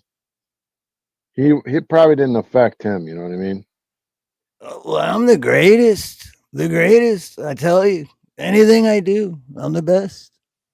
And I hate when I heard him say that before I voted, I was like, why is he talking about that? I don't like that don't brag about that, man. First of all, a lot of people didn't make it through that. And on top of that, he listened to Fauci, which was a complete idiot. Yeah, So well, look who's bringing into whatever now, that Dr. Oz. What's that about? I don't Did you know. hear about that? It's so hard to tell, man. So hard to tell. Like I said, coming together. Like I like 60% of what he's about and 40% I don't. But Anomaly, I've never seen him like say anything off the wall. But I never knew who Anomaly was, honestly. But once Brian and him started having that little beef or whatever, then I did, and then I started paying attention. But I'll leave the link to Brian's channel in the chat because he's got other videos just about him and Anomaly. It was going back and forth, but I Yeah, want to see where this is going because what's the chat saying real quick about this? I missed so much. Look at all this. Let's see. actually, Snooks did say, "Hey man, want some jelly beans?" I saw that, but I'm wondering what. I'm not catching on. But all right, you catch up with that. I want to see where he's going with this. President Trump still bragging about them without acknowledging how wrong it was and is beyond concerning, you think? But wait, there's more. Listen to his last post. This is the icing on the cake. And this pretty much solidifies to me that he is, I don't know, maybe he's getting paid to say what he's saying. Because people let their guards down around politicians, and you should never let your guard down around any politician. As much as I like the policies and the things that Thomas Massey has said, you can't let your guard down. You can't stop thinking critically because this guy's your hero. And even Thomas Massey would agree with me. But Anomaly posts this post by Thomas Massey. Congratulations to my friend, Robert Kennedy Jr. You've got to be kidding me. You know, you're known by the company you keep. And thank you at Real Donald Trump. Thank you, father of the vaccine, for choosing him. Thank you, Mr. Zio Puppet, for choosing another diehard, dyed-in-the-wool Zio Puppet. Let's make America healthy. I don't agree with that. I don't agree. Yes, the father of the vaccine. Robert Kennedy doesn't like vaccines. That's his history. He doesn't believe. I've seen a clip of him saying that a lot of them don't work. And then Trump put him in charge of the health. I think he was appointed to the health something. I don't know if they called it a czar or whatever they call it. I didn't think he'd be put there, but he is. He's put in the health department or whatever, the head of the health department. But yeah, I've heard him say he doesn't believe that they're effective. They're not. They're freaking poison. Yeah, I mean, but that's RFK saying that. They're bringing their poison. The vaccines, they're all poison. I've had 7 of them in my forehead. Not as good as you, but again. And then look what Anomaly says. And this right here is the coup de grace, the icing on this psychopathic, insane cake. Anomaly says, this seems like a golden opportunity. Every activist that is lashing out at voters like mentally ill demons should instead be focusing their activist energy toward getting these people to follow through. We want you psychopaths in that insane institution, in that mental ward. We want all the crazy people in there to act right. We want you to. All right, Karen Reese, much love and aloha. We love you. Oh, Red Pill got to go too. All right, Ken. Much love to you too, Ken. I didn't see that. Okay, working in the morning. Much love, Ken. And aloha. The deal for real. The deal for real is so real. You got to say it twice. Oh. I just grunted, but I'm in agreement. To do the right things. We know you're controlled by the Zio elite, the banking elite, the corporate elite, the big pharma elite, the military industrial complex. We know you're controlled by all those special interests, but we want you to act right and follow through. And then Anomaly says, and if you've reached the point of literally none of it matters and it's 100% theater that we can't impact at all, then why even post at all? I don't think you can't impact. I think truth is the new hate speech. Truth is treason in the empire of lies. Truth is the first casualty in any war. So what we need to do is we need to be on the internet speaking truth, because people like Anomaly aren't. Not only are they not speaking truth, they're acting against truth. They're actually promoting lies and liars and supporting them with their vote of consent. He says, why not disconnect and build a life outside of the internet political discussion? Because then that would leave only you liars, Anomaly. to have a field day with everybody. Ooh. You can help immerse them in their own cognitive dissonance as you yourself are floating in your own cognitive dissonance. And to add insult to that injury, Andrea Lynn says, so Andrea Lynn posted under his comment, Andrea says, he's been bragging about it for the past 4 years, yet you voted for the psychopath clown. And then Anomaly says, your non-vote leads to Kamala or Trump anyway. How does you not voting for Kamala and not voting for Trump lead to the installation of them as the robbers and rulers of this country? It does the exact opposite. That makes no sense. That's like a Trump supporter saying, if you don't vote for Trump, it's a vote for Kamala. But then the Kamala supporters are saying, if you don't vote for Kamala, it's a vote for Trump. Well, which one is it? Is my non-vote a vote for Kamala, or is it a vote for Donald Trump? Anomaly says it leads to Kamala or Trump anyway. Really?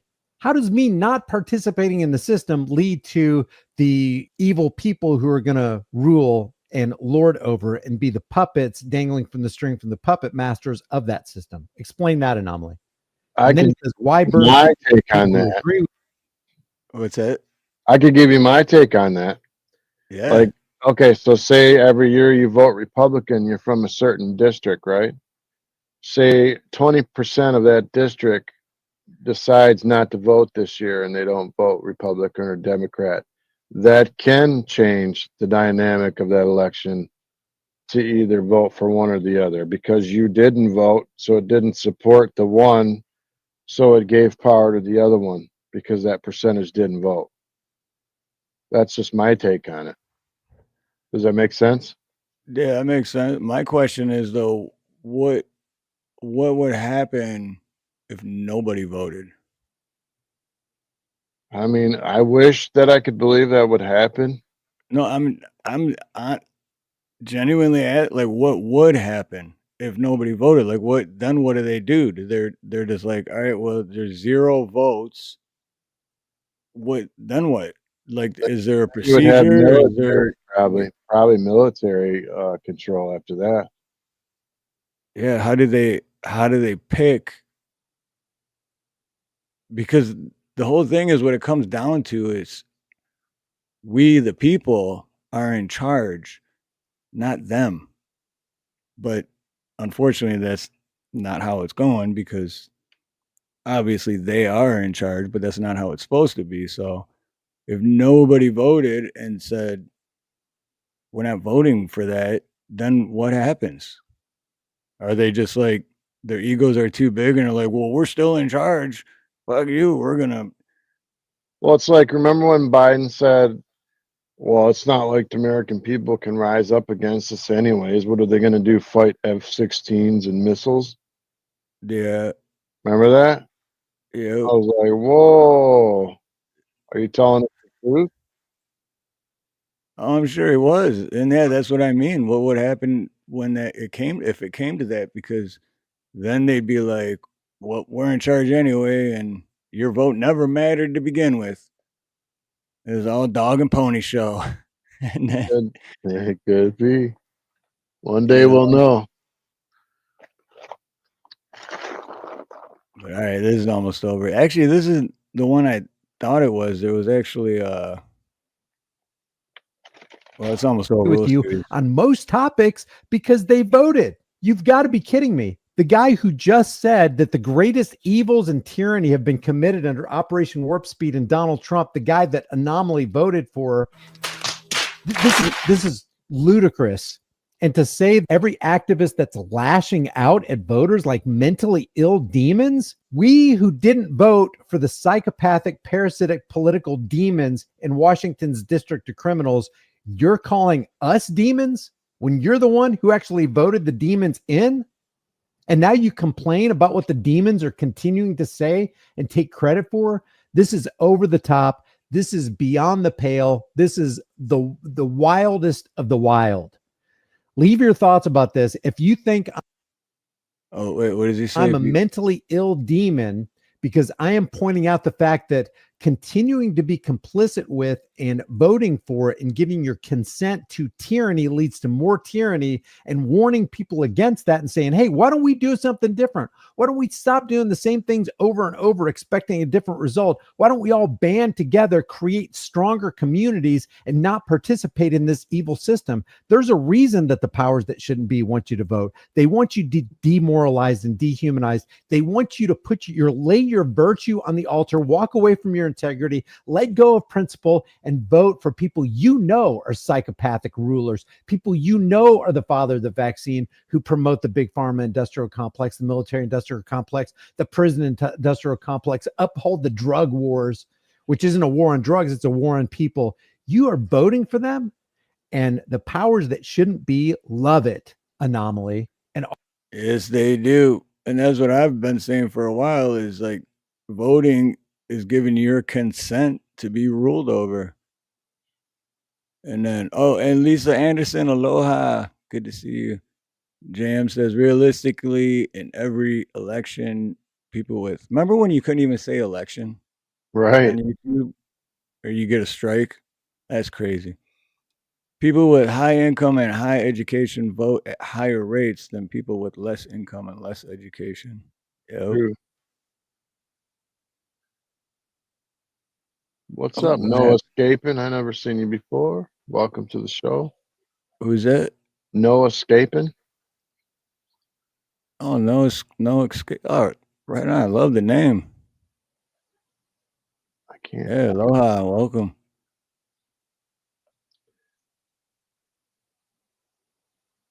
And if everybody hasn't already, make sure you hit that like button. Yeah, lick it. I mean, push it. Smack it. Push it real good. Rip it up. Rub it down. And then today in 1980, a TV show, Dallas episode Who Done It, reveals who shot JR. 100 million viewers, 76% of television watchers in the U.S. You remember that show back in the day, Dallas? Yeah, I remember that. Dallas, yeah. That's amazing that 76% of all of the watchers watch that show. It's kind of like the Tyson fight, guys. We didn't even talk about it, but dude, what a dog show that was. Yep.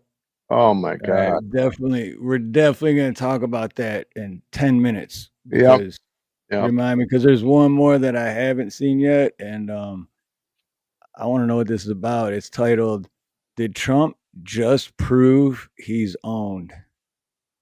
So I just got to watch a little bit of this. Shout out to Brian again for letting me share his content. This is kind of a springboard off of my last video where we kind of said positive things about Donald Trump when he gave this speech saying that he was going to get rid of censorship and he was going to ban government agencies from censoring people.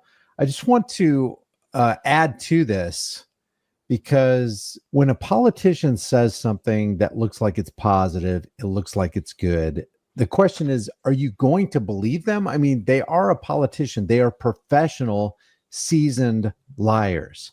I want to kind of even out what we showed you in yesterday's video with a couple of excerpts from The Last American Vagabond. Here's just some clips straight from Donald Trump and what he thinks about America's relationship with ISRA HE double hockey sticks. Right on, Mr. B. Thank you for putting that. If no one votes, it would be considered a tie. Then state election authorities would turn to tie-breaking methods. If I remember right, Article 2, Section 1. Right on. Thank you, Mr. B. The power, Miriam, of this lobby, this powerful, and it was for good, not for bad, of being Jewish and of Israel.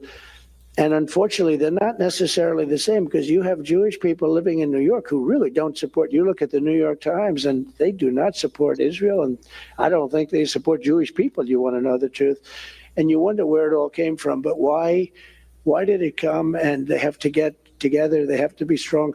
Because it's never been under attack like this. It's never been under siege like this. But 15 years ago, it was the absolute most powerful.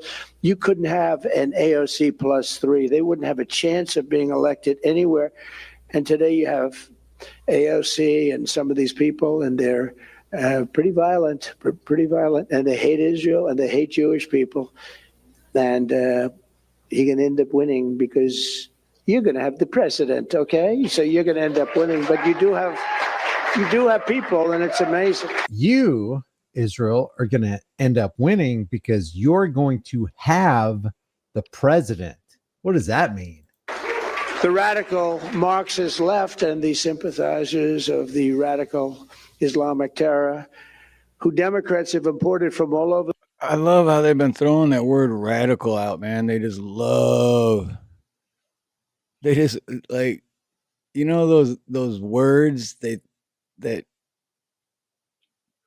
shit just pisses me off every time. And every time I hear one of those words, like radical, it's just like, shut up, stop saying it. Because then people just regurgitate it. And then when you're talking to someone, they're regurgitating those words. And it's like, you don't know what you're talking about. You're just repeating something you freaking heard. But anyway.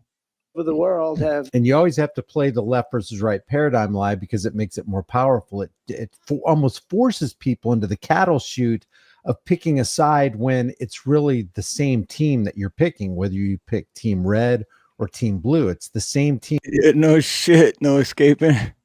It did, man. Dude, that's so radical, bro. Right on. No shit, man. Yeah. Forgot about that. Owners behind the curtain every single time. United around their hatred of America and their hatred for Israel. They have hatred.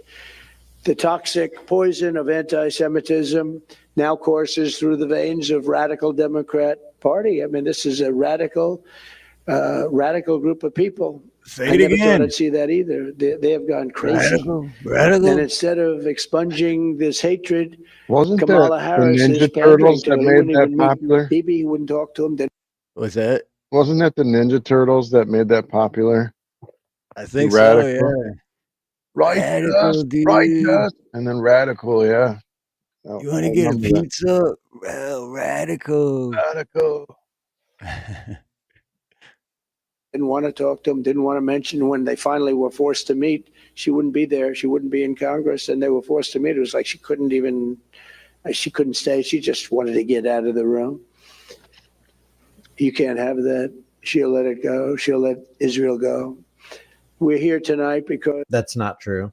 That's not true. Joe Biden and Kamala Harris have given more to Israel in their 4 years than Donald Trump did in his 4 years. As a matter of fact, after October 7th, they've given Israel $14 to $20 billion when typically America gives Israel $3.8 billion every single year. So Biden and Harris have upped the ante. In a sense, monetarily speaking, they've been a greater friend of Bibi Netanyahu and Israel than Donald Trump ever thought about being. Because we believe that this is... AZ, aloha. See, the Abraham were pretty amazing. Well, I didn't hear the first part. The Abraham Accords that Trump and them gave them were pretty amazing. They were making peace with Saudi Arabia and Iraq and all them for like the first time in like forever. That was pretty amazing. I mean, you can throw money at people, but that was a pretty crazy thing to do. Remember that? I just don't get the 15, 20 billion, 80 billion, like all these billions of dollars. Oh, what it is? Countries. Name one other country that gives any money to the U.S. And we want to audit, and we want you to show us all your receipts for everything that went to Ukraine, Israel, and anywhere else. We want a list starting tomorrow of every piece of equipment that went there, how much money it was, where it went from, and where it went to, and how it's been used. Good luck, right? Never getting it. That's so what he's saying is not true. Never gonna get it. Anti-Semitism is very militant. Must be given no quarter, no safe harbor, no place in a civilized society. We must reject it in our schools, reject it in our foreign policy, reject it in our immigration system. And who's going to define that term? Who's going to define anti-Semitism? We got to get rid of it. That sounds like censorship, which is the exact opposite of his speech that we listened to yesterday. So which censorship will be acceptable and which censorship will be rejected by the Trump administration? And who's going to be the arbiter of that? Who's going to define these terms and actually initiate the censorship or forego or withhold the censorship? And rejected at the ballot box this November. You know, Jewish people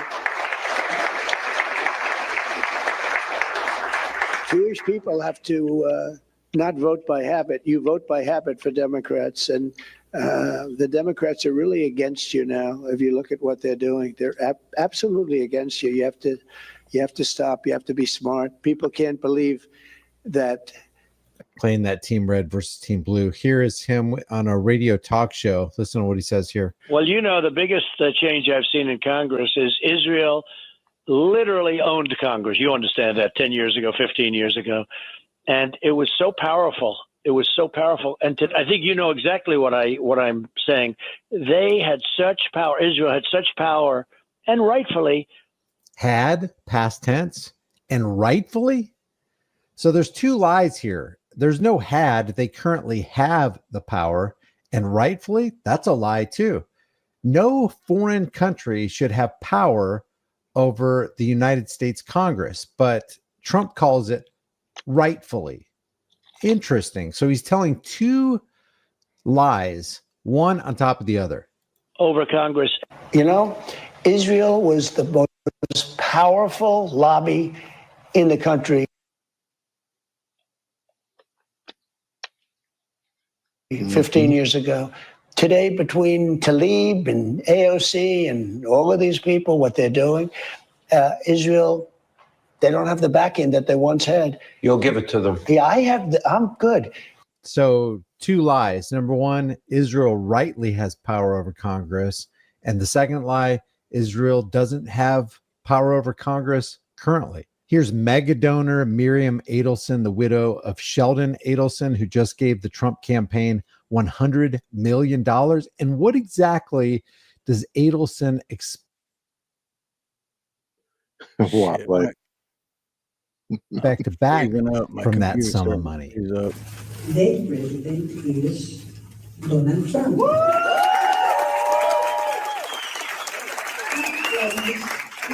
Is that Dionne Warwick? And to move the embassy to Jerusalem.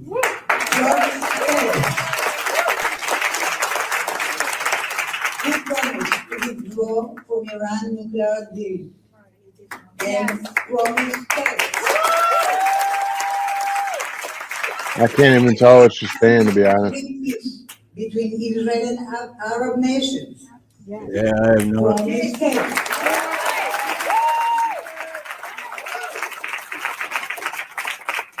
And all in Golden Heights, because biggest. He promised Golden Heights. Can't understand it anyway. No. His first Israel. Bolzarian, and Dan Bolzarian said one time he gave $100,000 to a politician, and that politician and his aides kept calling him, asking him, "Hey, what do you want from this politician?" Kept calling him incessantly, and he said, "If that's the kind of treatment I was getting, and that's the kind of recognition I was getting for $100,000, then what kind of recognition does $100 million buy you?" And so, like, this whole thing of they're our greatest allies, just complete fucking bullshit. And, you know, we send them $100 billion, then they send AIPAC $100 million, and then they distribute it to our politicians, and every politician is a little AIPAC handler walking around telling them what to fucking say and how to vote. And it's just like, look, I'll donate like $100,000 to politicians, you know, and they call me up like, "Hey, you need anything?" Like every week. I don't need shit. I sit on my ass. I don't do anything. I don't care. I don't fucking break any laws. I don't need any favors. Like I just gave it to them because I didn't want to see any more fucking retard, you know, Democrats in there. So, you know, but that's 100,000. Like, here's 100 million by you. How many fucking phone calls do those guys get? I want to show you what Nick Fuentes said about Donald Trump. Trump is the battering ram. Trump is the face. Trump is the brand. People vote for Trump, and once Trump gets across the finish line, the gates blow open, and all of the donors get to send their armies inside the Capitol, inside the walls. It's by definition a Trojan horse. This is true. And this is what happens with every politician. They get backed by these mega corporate donors, and they expect something when that puppet walks into the White House. Don't need now their they're money, just man. marionettes hanging off the string of those donors. So he's right about this. This doesn't exempt Trump. Trump is included in this Trojan horse type of scenario, this political scenario. Trump is like a human Trojan horse. Trump stands outside the city walls and people go, cool photograph. He's awesome. He tells it like it is. They lower the gate over the moat. They let them pass through. And then once Trump is inside the city walls, it opens up and all of Elon and Vance and Thiel and Lutnick and Kushner, all their men pour out. Now, if it was Project 2025, that would be a good thing. That's just crazy for him to say that. Project 2025 is a 944-page document. Damn, the people is on it the that left many? are freaking out about everything's wrong with Project 2025. Well, no, not everything. If you read Project 2025, they actually have some good things to say. For example, instituting sound money and restraining the Federal Reserve. I would say that's pretty good. But Nick Fuentes is on the other side of it going, Project 2025, like in total, it would be great to implement all that. Not everything in that 944-page document is good. So you can't go for it all and you can't reject it all because there are some good things. Not everything is good. So it's interesting how people just speak in absolutes about this particular document. Yeah, it's true. If Trump Mr. was B. a Trojan horse for our guys, that would be good because our guys are Christian and America first. But if it's a Trojan horse for Israelis and establishment hacks, and you don't want a Trojan horse for any guy. You want a Trojan horse. You want somebody who's going to walk into the White House and do the right thing. He's not going to be beholden to this group or that group. So basically, Absolutely. He said it right there. You don't want someone that's going to do what this person or that person, they're going to do the right thing. No, they won't. Yeah, and it doesn't matter if you're left or right, red or blue, because they don't care about we the people. You see, we the people, but they don't care about the people because they just got the money and the houses and all that good shit. I love you, Mr. B. I love your mustache. Dude, I just seen a meme or whatever, a picture, but it was, dang it, was it Anarchy Television?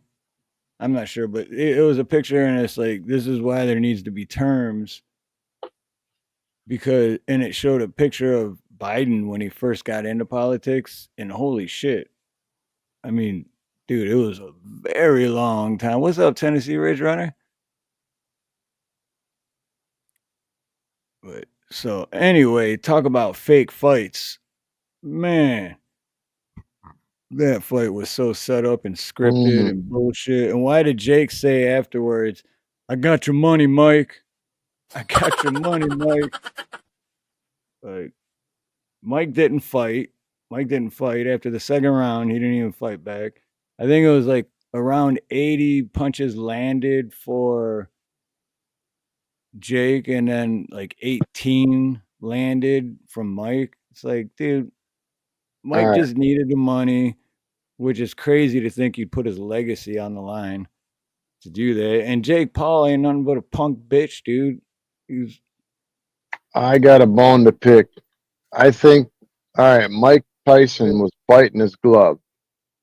I don't know if anybody else noticed this.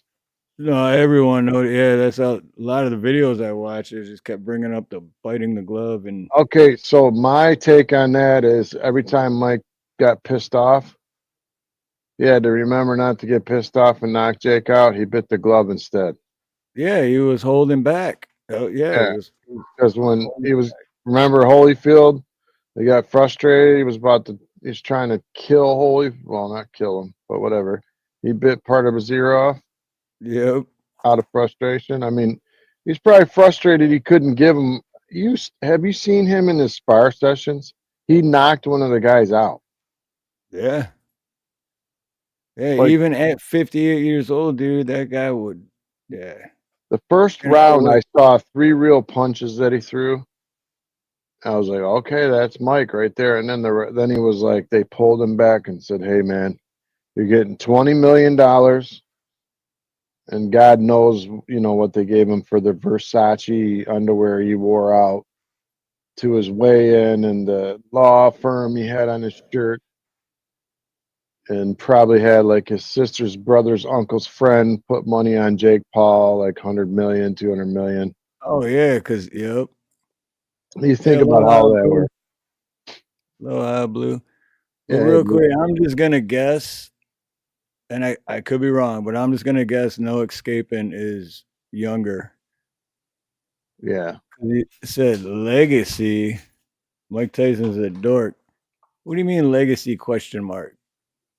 Mike Tyson was like, still will always be the heavyweight champion of the world. That guy was a beast. And no kidding, Jake Paul was bragging about his outfit. His $1 million. Yeah, he had diamonds in his shorts.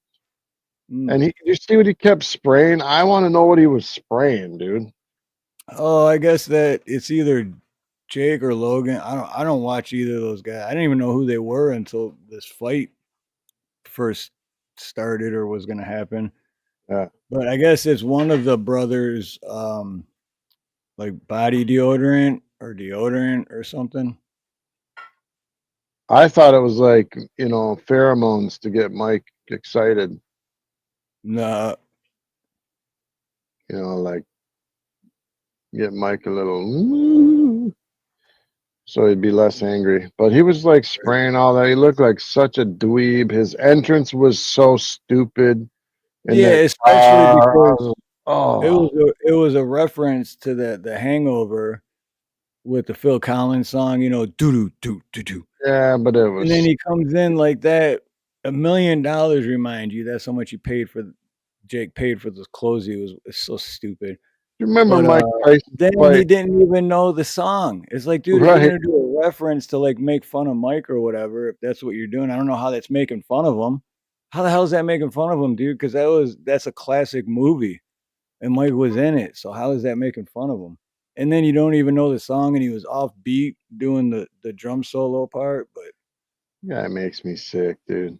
Oh wait, and No Escaping said Andrew Tate is a real fighter. I don't know Andrew Tate that well, but I heard that Andrew Tate and Jake Paul were supposed to fight next or something.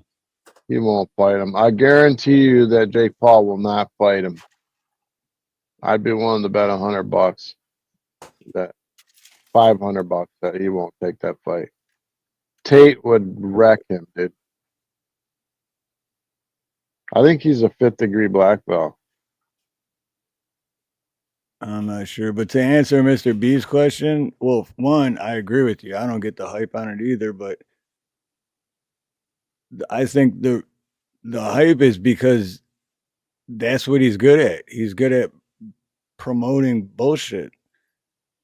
It's like if he were to go fight like everyone he's ever fought, it's like, oh, he's got all these knockouts and da-da-da. It's like, yeah, they're all washed up people. Like that joke, who are you going to fight next? Jimmy Carter? Like, they're washed up people and old, and there's no challenge there. Like, you go fight a real boxer in your weight class. See what happens. Someone that's at their prime, But he's just doing it for attention, and it's fucking working. It's working. I remember that one match when Tyson was across from, I don't remember the fighter, but like he was looking at him, his head wasn't moving, but his eyes were following the guy left and right, left and right, left and right. And he looked like he just wanted to bite his face off. That was not the Tyson I saw in that fight.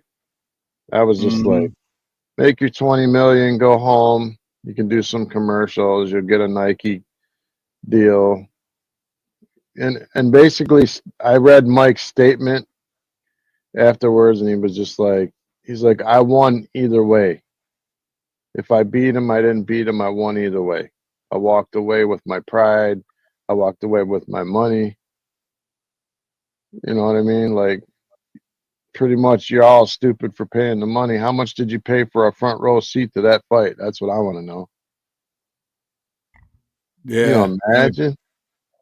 People, Netflix took it down. My Netflix did nothing but glitch out almost the whole time. I couldn't watch any of the fights. It kept buffering. See, that's what I don't get. That's what's funny because we don't have Netflix anymore, but that's funny to me because Netflix, and the reason we don't have Netflix anymore is because they raised their prices ridiculously. And a lot of people left. Hint, hint, StreamYard raising their prices, and a lot of people leave. Hint, hint, StreamYard. But anyway, Yeah. then they raise their prices, and like as much as they raise them, like just quick math in your head, and all the people that do that's a shit ton of money. And then they're still glitching. Well, you should have been prepared for that, bro. You should have been prepared, man. Especially with all that extra money you're getting from all that extra money you're charging. You know what's crazy is what I read was in March when he had that problem on the plane that he got 8 transfusions. Like he almost died. They replaced half of the blood in his body from whatever happened to him. Damn. And he also had like a wrap, I think it was on his knee. So he went in there hurt. He had recovered from the March, whatever incident happened on that plane. I'd have to read into it. But from what I read, he had 8 transfusions. And he still trained for what, 3-4 more months and came and fought like that. So does he? Oh, dang it! No escaping. I was just gonna make a joke, and then no escaping put trans. He messed Because it I up. was gonna say, so does he identify as a transfusion? And then no escaping put that before I said it. That's funny. I don't know, but Trans. Mike Tyson, I believe if he would have just thrown his Dude, if he first just round, thrown one punch, one passionate punch like he did back in the day, it'd have been over that quick. I mean, right to the gut, Jake Paul's gut, just one. Mm-hmm. Remember that game we used to play, Punch Out? Body blow, body blow. Yep. One of those to the guts, he would have been done. But yeah, what are you gonna do? I've always thought boxing. Remember when we saw Don King? The first time I saw Don King, I'm like, oh my god, is boxing real? This guy's a Right. shyster through and through. You know what I mean? Hey, aloha, Echo. What's up, Echo? Oh, Echo says, did he say he had a transfusion on the plane? I don't know. Did you? I don't think you said on the plane. Did you? I don't think on a plane. No. No. I have to look it up because sometimes I say stuff when I'm That'd be tired. no. I don't think you said that either. But I think you said something about transfusions. Why can't I say that word right? But anyway, and planes around the same time. So that. But yeah, no. That'd be a hell of a transfusion to I don't have it think. done on a plane. Yeah, I don't think you can get that. Like here, I'll tell you what he says. Tyson says I almost died in June. Had 8 blood transfusions, lost half my blood and 25 pounds in hospital, and had to fight to get healthy to fight. So I won either way I look at it. That was his statement 5 days ago. Hey, DJ Sugar Sweets, aloha. Good to see you here. What's up? You know how to karaoke. Oh yeah. Hope you're doing all right, DJ. She's got that good voice. Let me know when or if you already have, you got your new channel going. I remember you telling me about that like a month or two ago, and I hope you're still going forward with that because I think it's a great idea. And don't forget to hit that like button, everyone. It's free. Absolutely free. Let me see. I'm going to present this real quick. It don't say much different than what I said, but oops.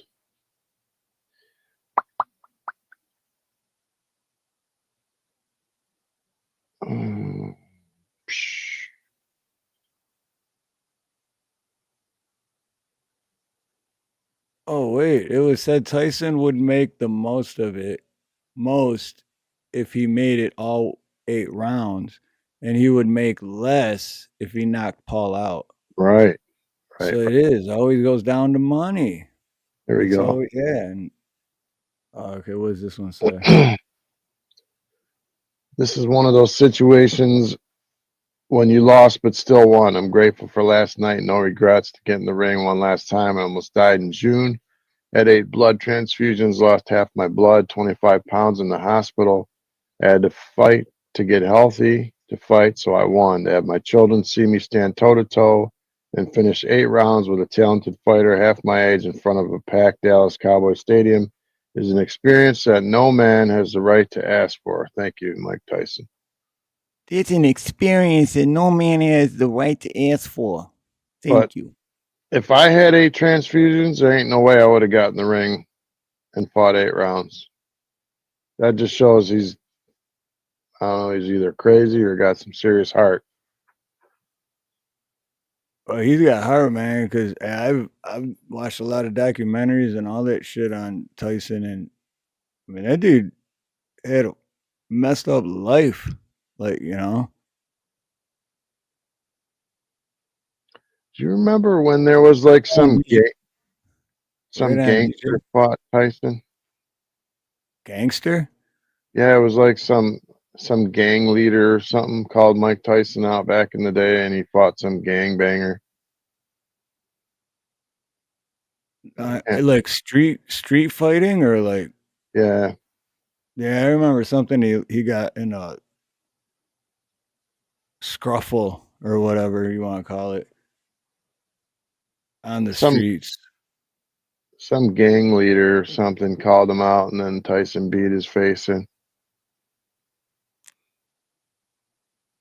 Yeah, it's weird because I don't remember the whole story, but I remember seeing the clip because it was a quick and Tyson was wearing like a white fur coat, like all Yeah. pimped out, or maybe Yep. the other guy was. One of them was wearing a white fur coat, but and then Tyson just, yeah, I remember seeing the clip, but I don't remember the whole story behind it.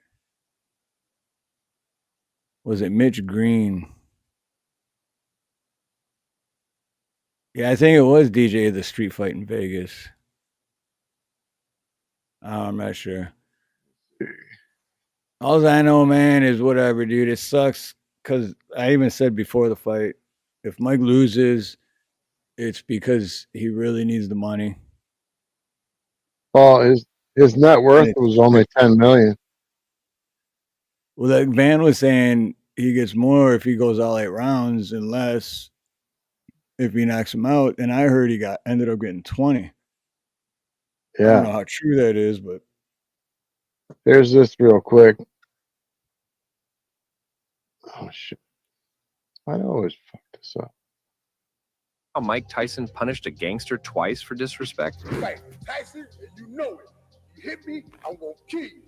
I'm gonna kill you. In 1986, Iron Mike faced a real New York gang leader in the ring. When the gong sounded, Mitch Green suddenly lost all his confidence, and Mike began to beat him throughout the fight. As Tyson later stated, he deliberately did not knock his opponent out in order to continue the slow beating for the rest of the fight.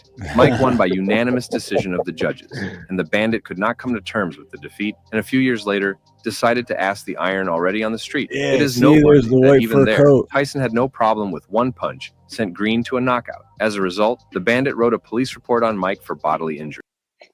what a bitch ass Right. gangster. That's a bitch ass gangster right there. You're gonna call the cops? Right. Pussy ass mug. Hey, Howard County Observer, aloha. Oh man. Calling Yeah. you're a gangster and you're gonna call the cops when you get knocked out. Wow, what a bitch, dude. Good night, brother, man. Much love, man. Yeah, much love, Van. Oh my Always good God. to see you, brother. Galvanized poisoning? Yeah. I've been there, done that, brother. It's where idiots put a bunch of smoke in the air in like a no ventilation room and you're sitting there breathing all that crap. You're supposed to ventilate it. Oh yeah, or when you're welding Or anything. galvanized too. Yeah, Shit. soldering, anything. You're supposed to open windows and have ventilation. Take care, brother. Oh, Steve, we're at the Yeah, 2 hour mark. thanks to everyone who pressed the like. Yes. We got I was gonna say a few more things because we're at the 2 hour mark. Why does it always seem like everyone comes in towards the end? Not sure. What the hell, man? I don't know. Been about 18 to 20 people throughout the stream. All my favorite people were here. Well, most of them. Always like when JM's here. Yeah, it's always good to see Jam, man. He's known Jam for a while. And yeah, anyone in chat, if you don't know Jam or you're not already subscribed to him, definitely go check out his channel. He's got great live streams and great videos. He's very well informed in dogs and dog training. And yeah, just great dude. Great Might person all be around. able to train your wife. You never know. What's that? I didn't hear what you said. I said he might be able to train your wife. You never know. Oh yeah, see, you never know. I mean, he's really good with dogs. So, Yeah. look at that. My favorite white boy just jumped in the room. Creek. Yeah, there's his link if you guys want to check him out.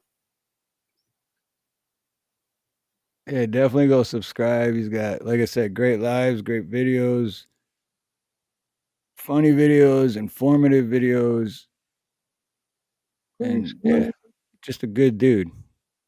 Good dude to know. Good person to know. Creek Squad, you just get off work. Oh, his link. I always forget to put Creek's link out there. I don't know why. I love that guy. It ain't got no gas in it. Talking about. Doesn't that make you gay? Yeah. Oh. Maybe. On the weekend. Maybe. I'm still trying to remember what I was gonna say. I was gonna say something. Or I had something else to add, but I don't know. I remember for next time. But one thing I do know I was gonna say is I noticed you were in the comment threads of a rather popular YouTube channel with me. Oh, I'm curious to what that is. Who's that? Howard County Observer said, "Days Not Here, man. I noticed you were in the comments thread of a rather popular YouTube channel with me." I wonder which channel. Which one was it, bro? Because I've known Howard County for a while too. And when I say that, I just mean longer than you and me have been doing this stream, Dave. So Yeah. I'm wondering what stream it was. yeah, me too. That's right. The helicopter channel from Canada. Can't remember the name. Okay, yeah. Yeah, I pop around. I know quite a few people. I try to get to know a lot of people, man. I'm interested in a lot of different things. It's always good to know people. I always got those different, like, depending on my mood or where my mind's at. Like I got, it's like a genre for a music thing, right? Like you got different sets of channels that are totally different, but it all depends on your frame of mind, what you're gonna watch, or what you're interested at the moment. The Yeah. thread is over 400 comments. What? Damn.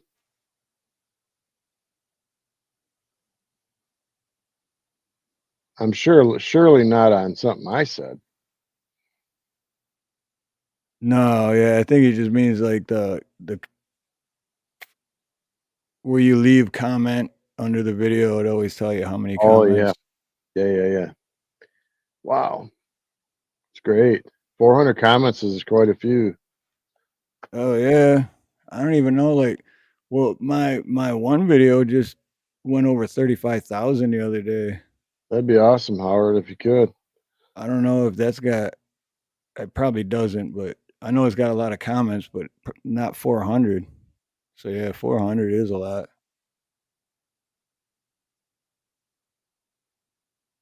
But what I do remember I was gonna say is that yeah, we are gonna be doing a tribute for Brother Ronnie. And I was gonna try to do it tonight, but then I'm not gonna rush it because to me it's disrespectful to Ronnie. So, but as soon as we do have it all planned out and it's perfect, I'll put it in my. I will let everyone know for sure. Yeah, we're gonna go through a bunch. I'm gonna go through a bunch of video too and see if I can find some good clips. I'll send them to you, Steve. Yeah, definitely. If you, and anyone in chat too, if you got any good clips of Ronnie, because I'm also working on just a tribute video, which I already have 2 songs that they're AI generated, but I typed in like my own shitty lyrics. Yeah. And then AI fixed them up and then put music to it. So I already got 2 songs. So I'm gonna make a tribute. I'm working on a tribute video. It's gonna be probably around like 4 minutes, 4.5 minutes. But so yeah, if you got anyone's got any good Steve, did you get my email? It pulled from YouTube, a file too big. Oh, okay. I'll have to check. I haven't checked my email in like a week. Yeah, I'll definitely check though, Mr. B. Thanks, brother Howard. Appreciate you, man. Yeah, I'm curious to what that is. Hold on, I gotta look real quick.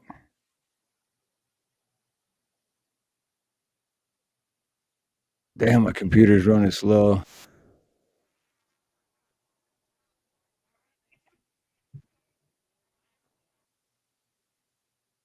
Wait, is he?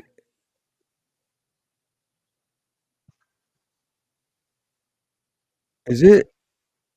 Oh, I should be sharing it, huh? I don't know if I get a copyright for it. But is this guy getting? Oh, my computer's running so slow too. You today. So he's like being pulled over or something? Nothing at all. How are We you had a being great pulled dinner. over? Is that Y'all have a, what is he in? CBP decal. We do. Where is that? Right there below the door. So wait, is he in a helicopter or is that? I don't get it.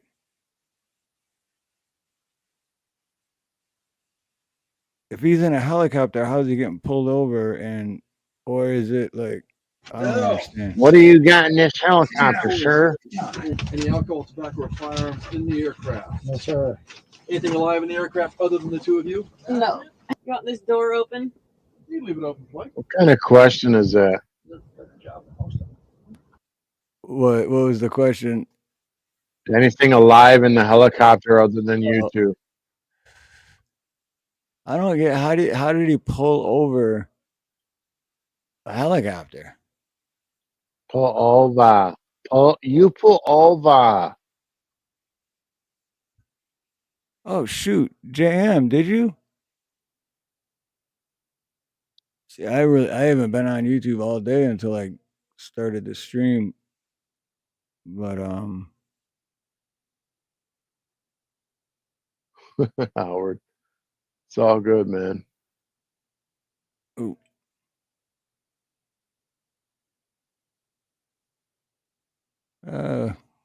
What happened? What I No, missed? I'm trying to nothing. I'm just trying to. All I'm I trying to saw look. is you better lock up and load. I was like, what? Let me go get my stuff. Oh Lord, Howard. Hold on, I got to. I'm not gonna share this on screen right now because I'm not trying to take views away from my brother JM. But go Could link it. Go check this out. One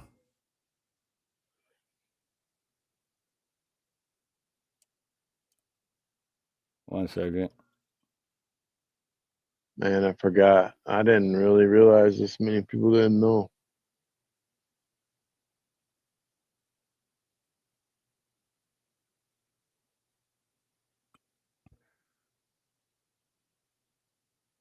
Yeah, he Okay, said here it. we go. So everyone go check He out said JM's video. he said he's not worried about losing views. It's up to you. Well, we'll play a little bit of it. It's 10 minutes, but we'll play Oh, a little bit of it and yeah, and then everyone go check it out afterwards and yeah, JM said that if I could clip any parts if I want to, so oh, wrong one. nah. God. That's exactly what I thought. And I believe in letting God do his work, so. Ronnie stood tall with the flag in his hand, heart and soul pledging to this land. Eyes to the heavens with a spirit so bright, a beacon of courage in the darkest night.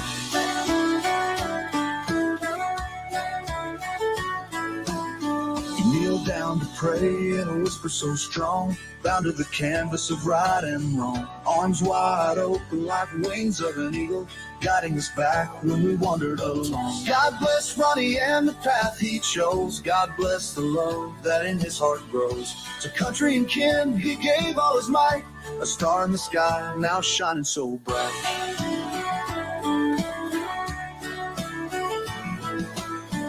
Friends and family in a whizzing embrace, every smile etched with grace. He stood by the oath with earnest a warrior of faith riding in the ocean. He kneeled down to pray in a whisper so strong, bound to the canvas of right and wrong. Arms wide open like wings of an eagle, guiding us back when we wandered up. God bless Ronnie and the path he chose. God bless the love that in his heart grows. To country and kin he gave all his might, a star in the sky now shining so bright.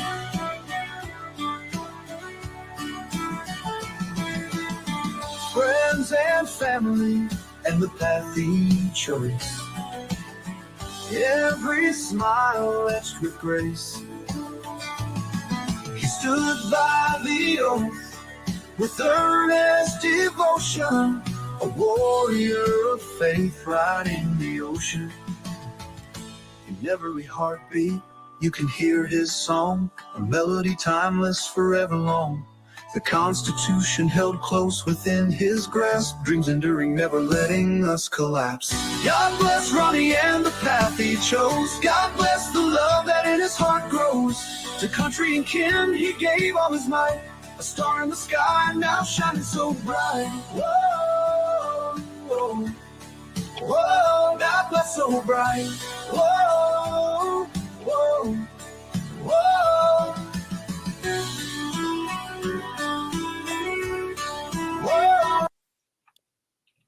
All right, so definitely go check that out. I put the link in the comments, and shout out to JM for the super chat. Thank you, brother. We'll give a quick shout out for the super chat for Jam. Someone in the chat just dropped a bag. Super chat in the stream, making moves no lag. Thanks for the love, my G, the real MVP. Just that. Much love, JM and Snooks. Appreciate you guys.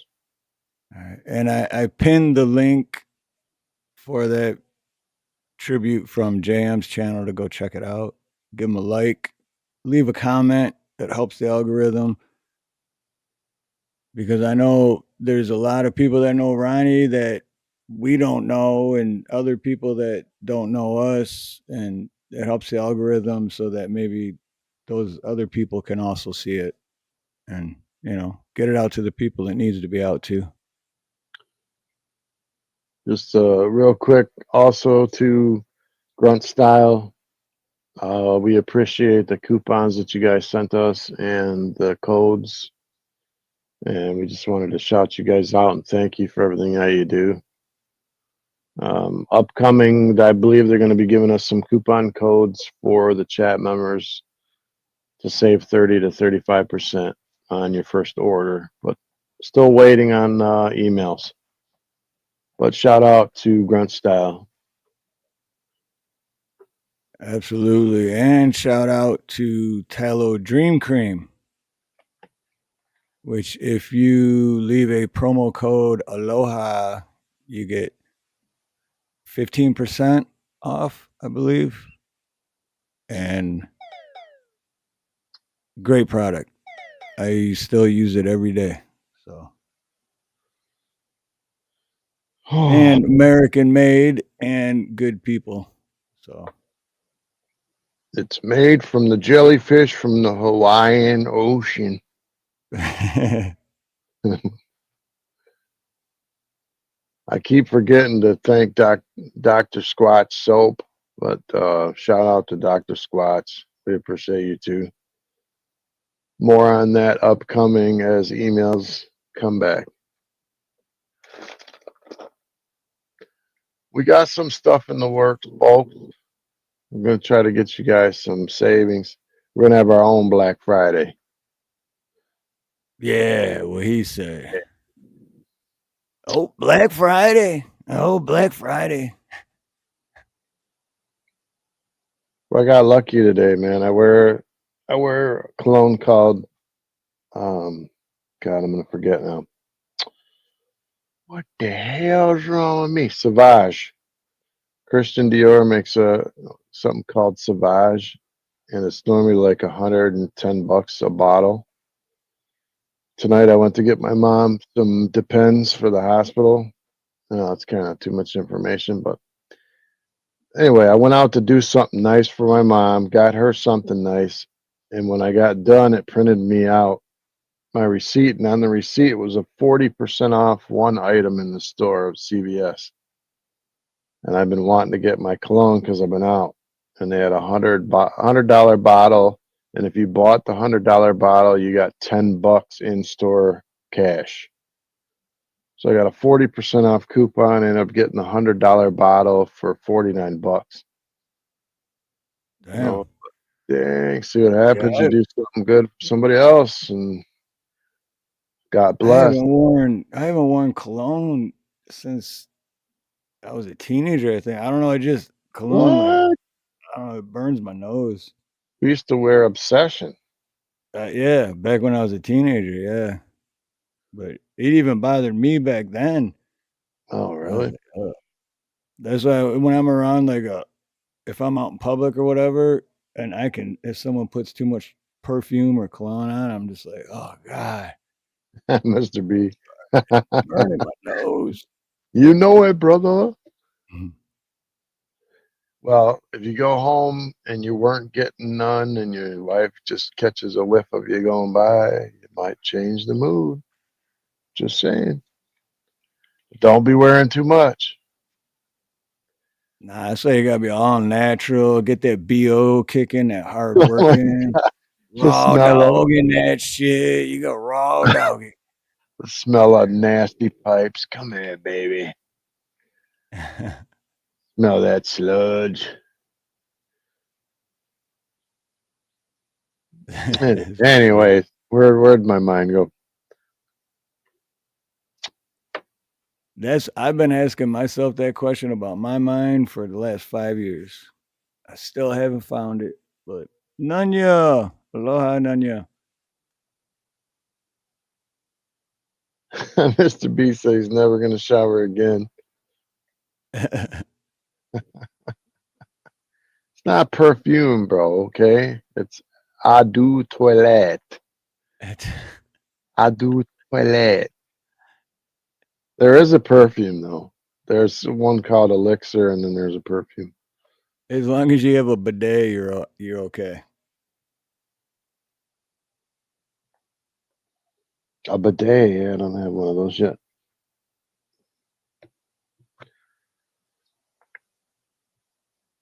Let me see if I can get this. I love that channel name or the channel name. Nanya Ma Business. That's it right there.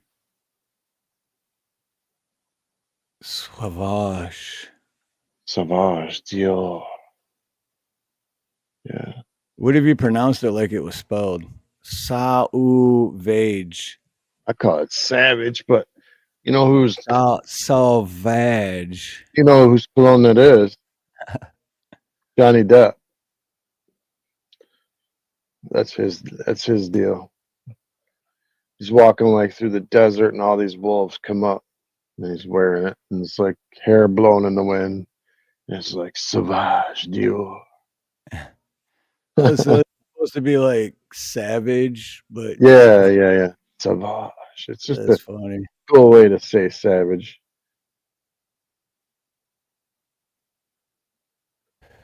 But literally, you only need one squirt, or you will definitely burn people's face. No. Just a little dab will do you. Yep. That's it. And if you got like a 500 to 600 pound wife, all you gotta do is like rub a little bit of steak on your neck. Put some French fries in your pocket. Some Cheetos. French fries in your pocket. Right. They'll come running. I'm totally kidding. It's funny as hell.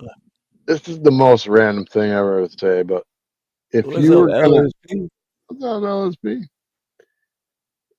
If you were gonna ask somebody where to go out to eat at, would you ask a skinny person or would you ask a big person? That's a good question, actually. Because being a skinny person, and I would probably ask a skinny person because then they're probably not. I don't know, because a big person or a fat person, they're gonna like everything, right? But a skinny person is more picky about what they like and don't like. So if you ask a skinny person, yeah, I think a skinny person for sure. Cause So yeah, a you'd fat ask person's a gonna be skinny- like, oh well, yeah, this is good, this is good, that's everything. It's all good. Food. See, I'm with JM. I have a tough time trusting a skinny chef. That's what I'm saying. Give me an Emerald, or what's the girl's name? Rachel? Is it Miss? Mm. Yeah, she I know cooks what you're some talking crazy. about, Rachel something, but yeah, I know what you're talking about. Who's the one they called racist? Rachel Ray. Yeah, Rachel Ray. And then there was an older lady like Dean, something Dean. I'm talking about silver white hair. Oh yeah, who was that? I know who you're talking about. My I don't God, remember the names. some crazy pot pies with all that buttermilk and stuff in it that'll kill you. Paula Dean, Lisa Anderson Paula put Dean, Paula yeah. Dean. But all those people, man, they plumped right up. But they eat well. Tell you, I'd be asking them. Yeah, that's true as far as the chef part. Yeah. Martha Stewart. Just, as far as asking the random person if they're gonna be fat or skinny, I don't know. I just feel like the fat person would be like, That's so mean. You're just like the fat person. Well, that's how you phrase the question. I did The not. Large. The overweight, the heavy set. I don't know. The steam busting out the pants. That's a huge. I mean, I'm telling you, man. I think of the stupidest questions, but like, really, who would you trust?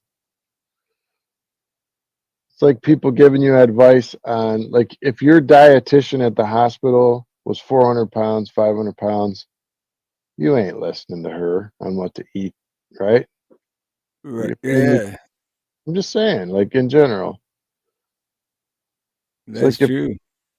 if your mechanic's wearing Versace and you don't have no oil on him, don't listen to him. He's covered in oil. Right. That guy. Well, And it's like JM just said a second ago. It's like trusting a mechanic that drives the worst car. Exactly. But I can see that driving the worst car because that's the one I'm going to trust because they're too busy working on other people's cars. Yeah, the bags of fudge rounds.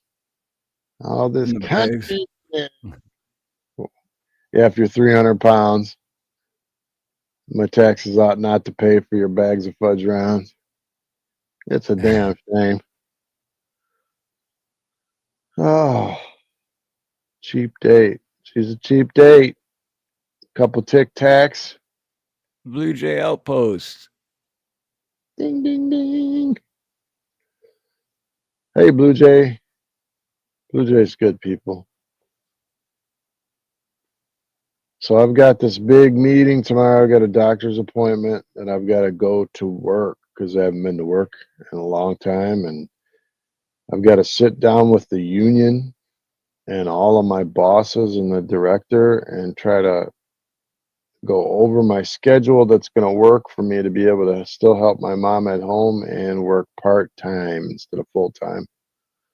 And we're working on a contract that says I can go back to full-time when I'm done, so they can't try to stick me in part-time forever.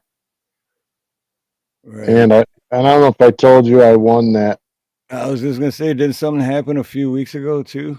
Yeah, I ran for election for my union, for the main union, this for the city, and I actually won.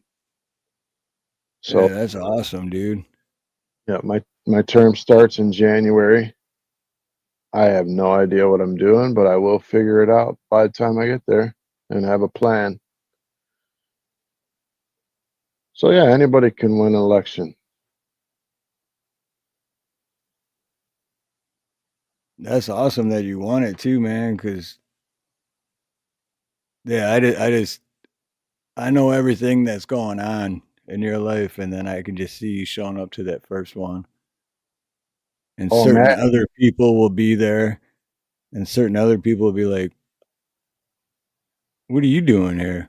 You know? imagine the people's faces that have ran me into the ground when I walk in and I have my little nameplate that says, union chair, whatever it says.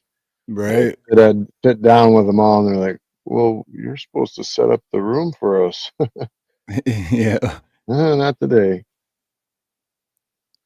Why are you sitting on that side of the desk? Wait, you're on the bargaining team for the next contract? Why, yes, I am. And you're not going to screw us this time. Right. Absolutely, man.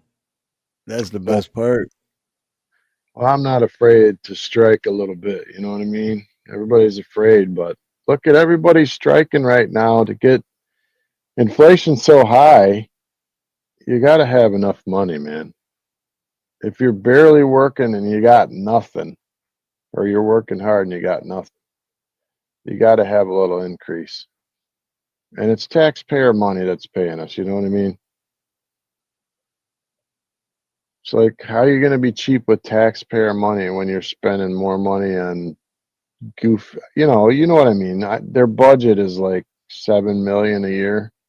Well, if they're gonna spend, yeah, if they're gonna spend the taxpayer money, spend it on the taxpayers.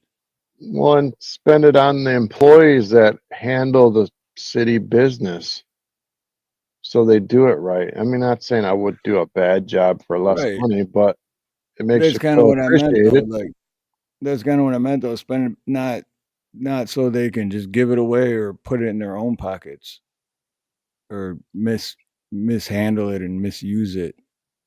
I feel like JM says the Canadian Postal Service went on strike too in time to be the Christmas Grinch. See it. Like if I was the Canadian Postal Service, I would just be like, okay, what do you want? We'll give you $2 raises. Let's just call it a day. Don't drag it out. I mean, everybody knows that inflation is too high and groceries are more money. And our wages haven't gone up, but everything else has. So we got to make that right somehow. Yeah, no shit. I know the U.S. Postal Service, USPS, they've been in trouble for a long time. Yeah. They just get worse and worse. I don't know what the Canadian Post Service is like. Well, they got to be better than what we have. I just believe in fairness. That's all. I don't want nothing more than that's coming to me. But I believe in a fair pay for a fair day. You know what I Yep. mean? You know how people are, like you're doing plumbing, you fix something in 5 minutes and then you're charging $150 and they're like, oh, you're only here 5 minutes. It's like, yeah, Yeah, well, well, that's because I went to school to figure it out. You know, it's like, because I've been doing it for 31 years. Like, yeah, it's like, dude, it only took you 5 minutes. And like, what? Like, yeah, well, how long did you try to fix it yourself before you called me? Well, like and you 3 days. and you could say also that, you know, I'm being honest with you because I could have told you your whole board is burned and charged you another $900 to fix your furnace. Instead, I just came in and fixed your whatever switch, whatever value Right. switch, save you money in parts. Well, and that's what kills me too. Is like I just had this happen the other day. It was a customer. It was kind of a customer. It was one of my customers' daughters that I did work at the daughter's house, but I did it through the mom, so I never met this person. But she texted me and was like, "Da da da, I need this, this, and that done." And I was like, "All right." So I got home and I spent like almost an hour putting a quote together and everything for her, which is my time and it's free. I'm not charging her to put that together. So almost an hour of my time, and I do all that, and I send it to her, and then I gave her the discount because her mom recommended me. Yeah. Blah blah, and then she texts back, oh wow, oh thank you, and it's a great price, and thank you for the discount too, and okay, I'll let you know. And I'm like, oh okay. And then she texts back and says, oh thank you for the quote, but we're gonna go with the roofer's guy. And I'm just like, all right, whatever. Like, I really don't care about that part, but the part I care about, it's like, are you saving like $20, $30 by going with the roofer's guy? And like, what does he know? Does he have 31 years experience? Is he a perfectionist like me? Does does everything have to be perfect to him like it does to me? Does he even know what he's doing? Or is he just like a handyman dude that's like, I know a little bit about plumbing, and he's gonna mess your shit up, and then you're gonna call me back and I'm gonna have to fix it, and it's gonna cost you twice as much in the long run. What a lot of people don't realize is that the cheapest bid normally is they come in cheap to get the bid, but they always write an amendment or an addendum. Somewhere down the line, they'll get in the wall and they'll be like, oh, there's a pipe broke off in the wall. This is going to be another $200. So instead of coming at you with the higher, bid up front, because they know they're not going to get the job, they just lie. And then they go, well, the pipe's busted in the wall. I can leave it like this or whatever. You owe us $175, or we can finish it, but it's going to cost you this much. Right, a change order. Yeah. Change order, which you would have probably put into your price up front, thinking that, hey, even if I had to replace that, this is your price. Yeah, Not flat always, rate. but yeah, flat Yeah, rate. not if it's something major, but yeah. But no, that's what a lot of the big name companies, the well-known companies do, and that's why I say they're all scams, because they do that regardless. They Oh, don't yeah. even have to bid low to get the job. They just get the job, and then they still go in and sell people shit they don't need. Or like, "Oh, we didn't think it was this bad, so it's gonna be an extra." So even if they did go the lowest bid, it's still $500 more than the second lowest bid because yeah, it's Have you ever bartered at the grocery store before? at the grocery store? No. Yeah, I have bartered at the grocery store. My wife ends up walking out when I start doing it because she gets embarrassed. But I'll be in line and I'll be like, you know, that one banana that don't look too good over there. Can you give me maybe 10% off? And she's like, most time they'll say, oh yeah, we can give you a one time. No problem. My wife hates that, but I like to save the money, man. Yeah. Oh yeah. I'm not making it up. You know, it's like if a package is smashed, I say I'll take that package, but can you take a little bit off as long as it's not open? Yeah, I because don't what's the rule with the dented can thing? like who Isn't there cares? Yeah, who cares about I don't care about the dented I can know, as long as it's still. I just always wondered that, like, is it a thing where they're supposed to discount it because the can's damaged, or I don't know how that works. And they will every time. And like even at Home Depot, I don't know if you guys know this. You go to Home Depot or Lowe's, you can also barter there too. Especially if it's like the last of one item and something's messed up, the box is messed up, there's a small scratch, whatever. You just gonna say, hey, I'll take this one, but can you give me like 5-10%? And almost every time they say yes. Go on, keep going, because I go to Home Depot and Lowe's a lot. Now I definitely want to barter there. You can, man. And people think, oh, you can't barter, you got to pay the price. You don't, man, because the managers have leeway a lot of times within 10 to 20%. I don't think they have more than 20%. But I have I'll look. walked out with, you know, things that are $300. I have paid 190 one time for a power washer because the hose was all bent up. I knew I could fix it, you know, heat it up with the heat gun, get it recoiled, you know what I mean? So that when it wasn't hot anymore, it would be in the right position again. And they gave me $120 off, and I got the freaking power washer for like $120 less. I mean, I know you can be like ghetto. You don't have to be ghetto. You could just be like, dude, can you give me 10% off that, man? It was like the last one, you know, and it's not exactly what I wanted because they try to sell you crap. This is the honest truth. If you go to Home Depot, half their wood is like bananas. If you try to buy like a 1x or a 2x4, they're almost never straight anymore. Have you noticed Yes, this? yep. And you got to go through like a whole pile to find like 5 good 2x4s that are straight. And then you don't find one if everyone else got to you first. Right. So I go up there and I'm like, listen, man, I'm gonna have to be twisting all day on this crap instead of just throwing it in with this and banging it in. I'm gonna be pulling and twisting on the top and this. Can you give me 15% off? And they're like, well, not your whole order, but yeah, the 2x4, sure. I get what you're saying. I'm like, look down the board at this, and they're like, yeah. And what they say is they're pumping the wood out so fast that they don't let it dry long enough. So like half the time the wood comes to the store, it's still wet, and it sits in those racks, and then it banana. I don't know if you guys know what I'm talking about, but I do. I never knew that though, but I know what you're talking about.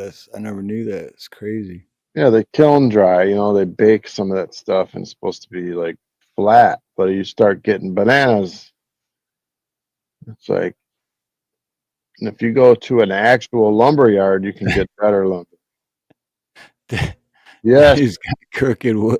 yes, I do. Dude, all I know about Home Depot is I am so mad at Home Depot here in Kapolei, Oahu, Hawaii. And I'm calling them out right now because when my dad was here, we went to get a few things from Home Depot. And she asked, do you have the senior citizen, the veteran, whatever, discount? My dad's like, yeah, I got the veteran discount. And then she's like, okay, name or whatever. And he's like, name. And he's like, I'm showing it. It's like right on his driver's license. It says veteran. He's like, and that's what he does back in Michigan. And I'm sure all other Home Depots are like this. But this lady was like, well, no, unless you're in the system, you don't get the discount. And we're both like, what are you talking about? Like, and she's like, oh, you just got to go to the app and then da da da. And it's like, no, you're at the register. I'm standing right here. I'm showing you my ID that says veteran right on it. All you got to do is type the discount on your like, and then she was bitchy about it. That's what pissed me off because like her attitude was just like, Libtard. Sarah, I don't know what to tell you. It's not going to happen. And it's, oh, okay. All right. So, you know what? Home Depot and Kapolei. You should have said this real loud. You should have said, what is it? Because I'm black? Is it because I'm black? No, actually, here it's what? Because I'm white? I know. Yeah, I was totally kidding. Because white is minority here. I mean, just Right. saying. What do you call me, a cracker? You call me a Yeah, why? cracker? Because I'm a cracker? Is it because I'm a honky? Oh my So, God. yeah, and I haven't been to that Home Depot since, and I don't plan on going for a while. And I used to go there all the time, but Oh goodness, Cheryl. Even Cheryl got into it. Cheryl, shame on you.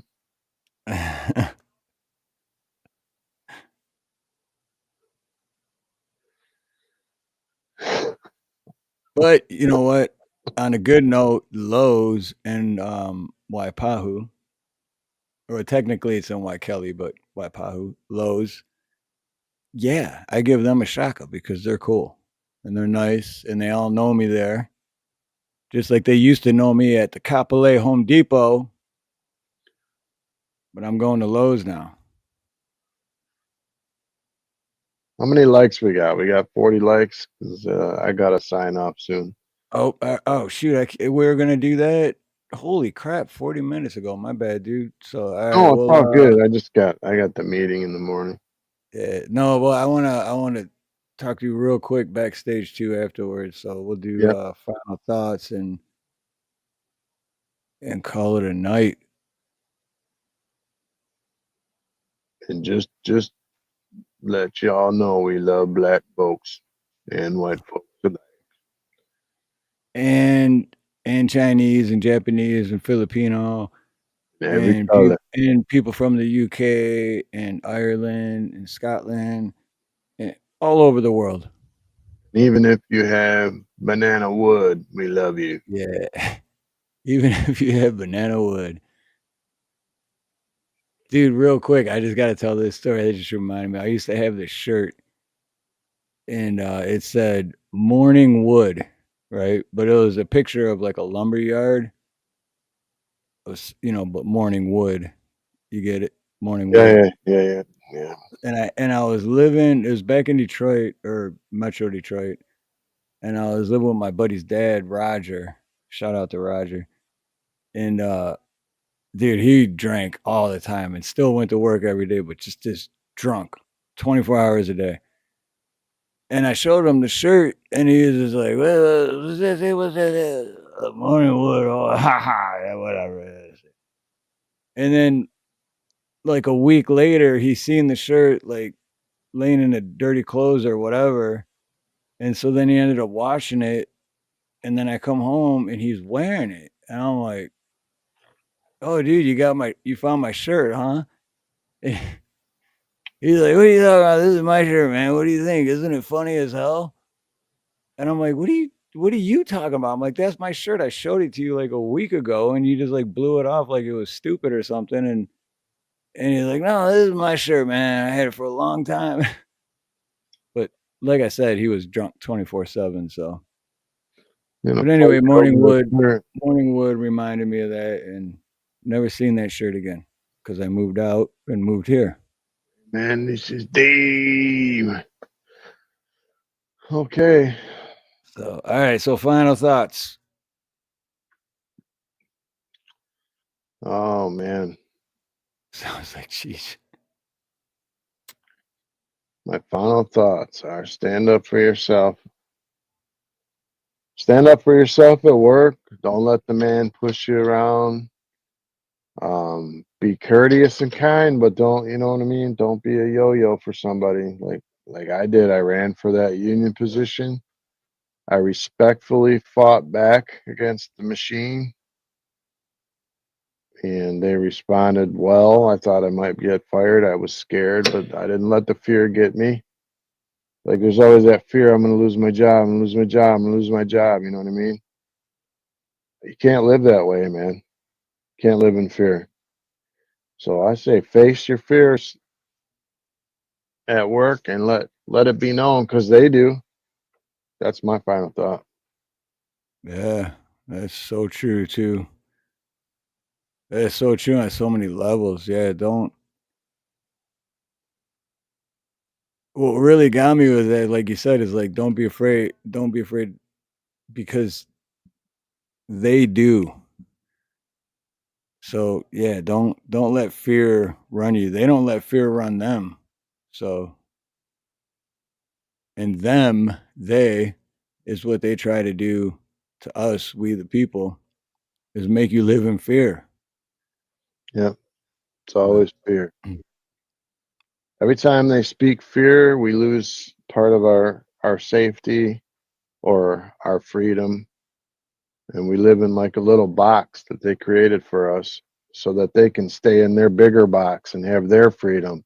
As long as we stay in our box, they get their freedom. So sometimes you have to challenge their freedom a little bit, respectfully. Yep. And big hugs for mom. I'll show her We all tomorrow. love mom. Appreciate that. And aloha to Indy. Always good to see you. Much love. And yeah, definitely go check out Indy. Indy, drop the link real quick because we're getting ready to close out. But go check out Indy's live stream tomorrow. It's a Thanksgiving stream. And it'll be soon.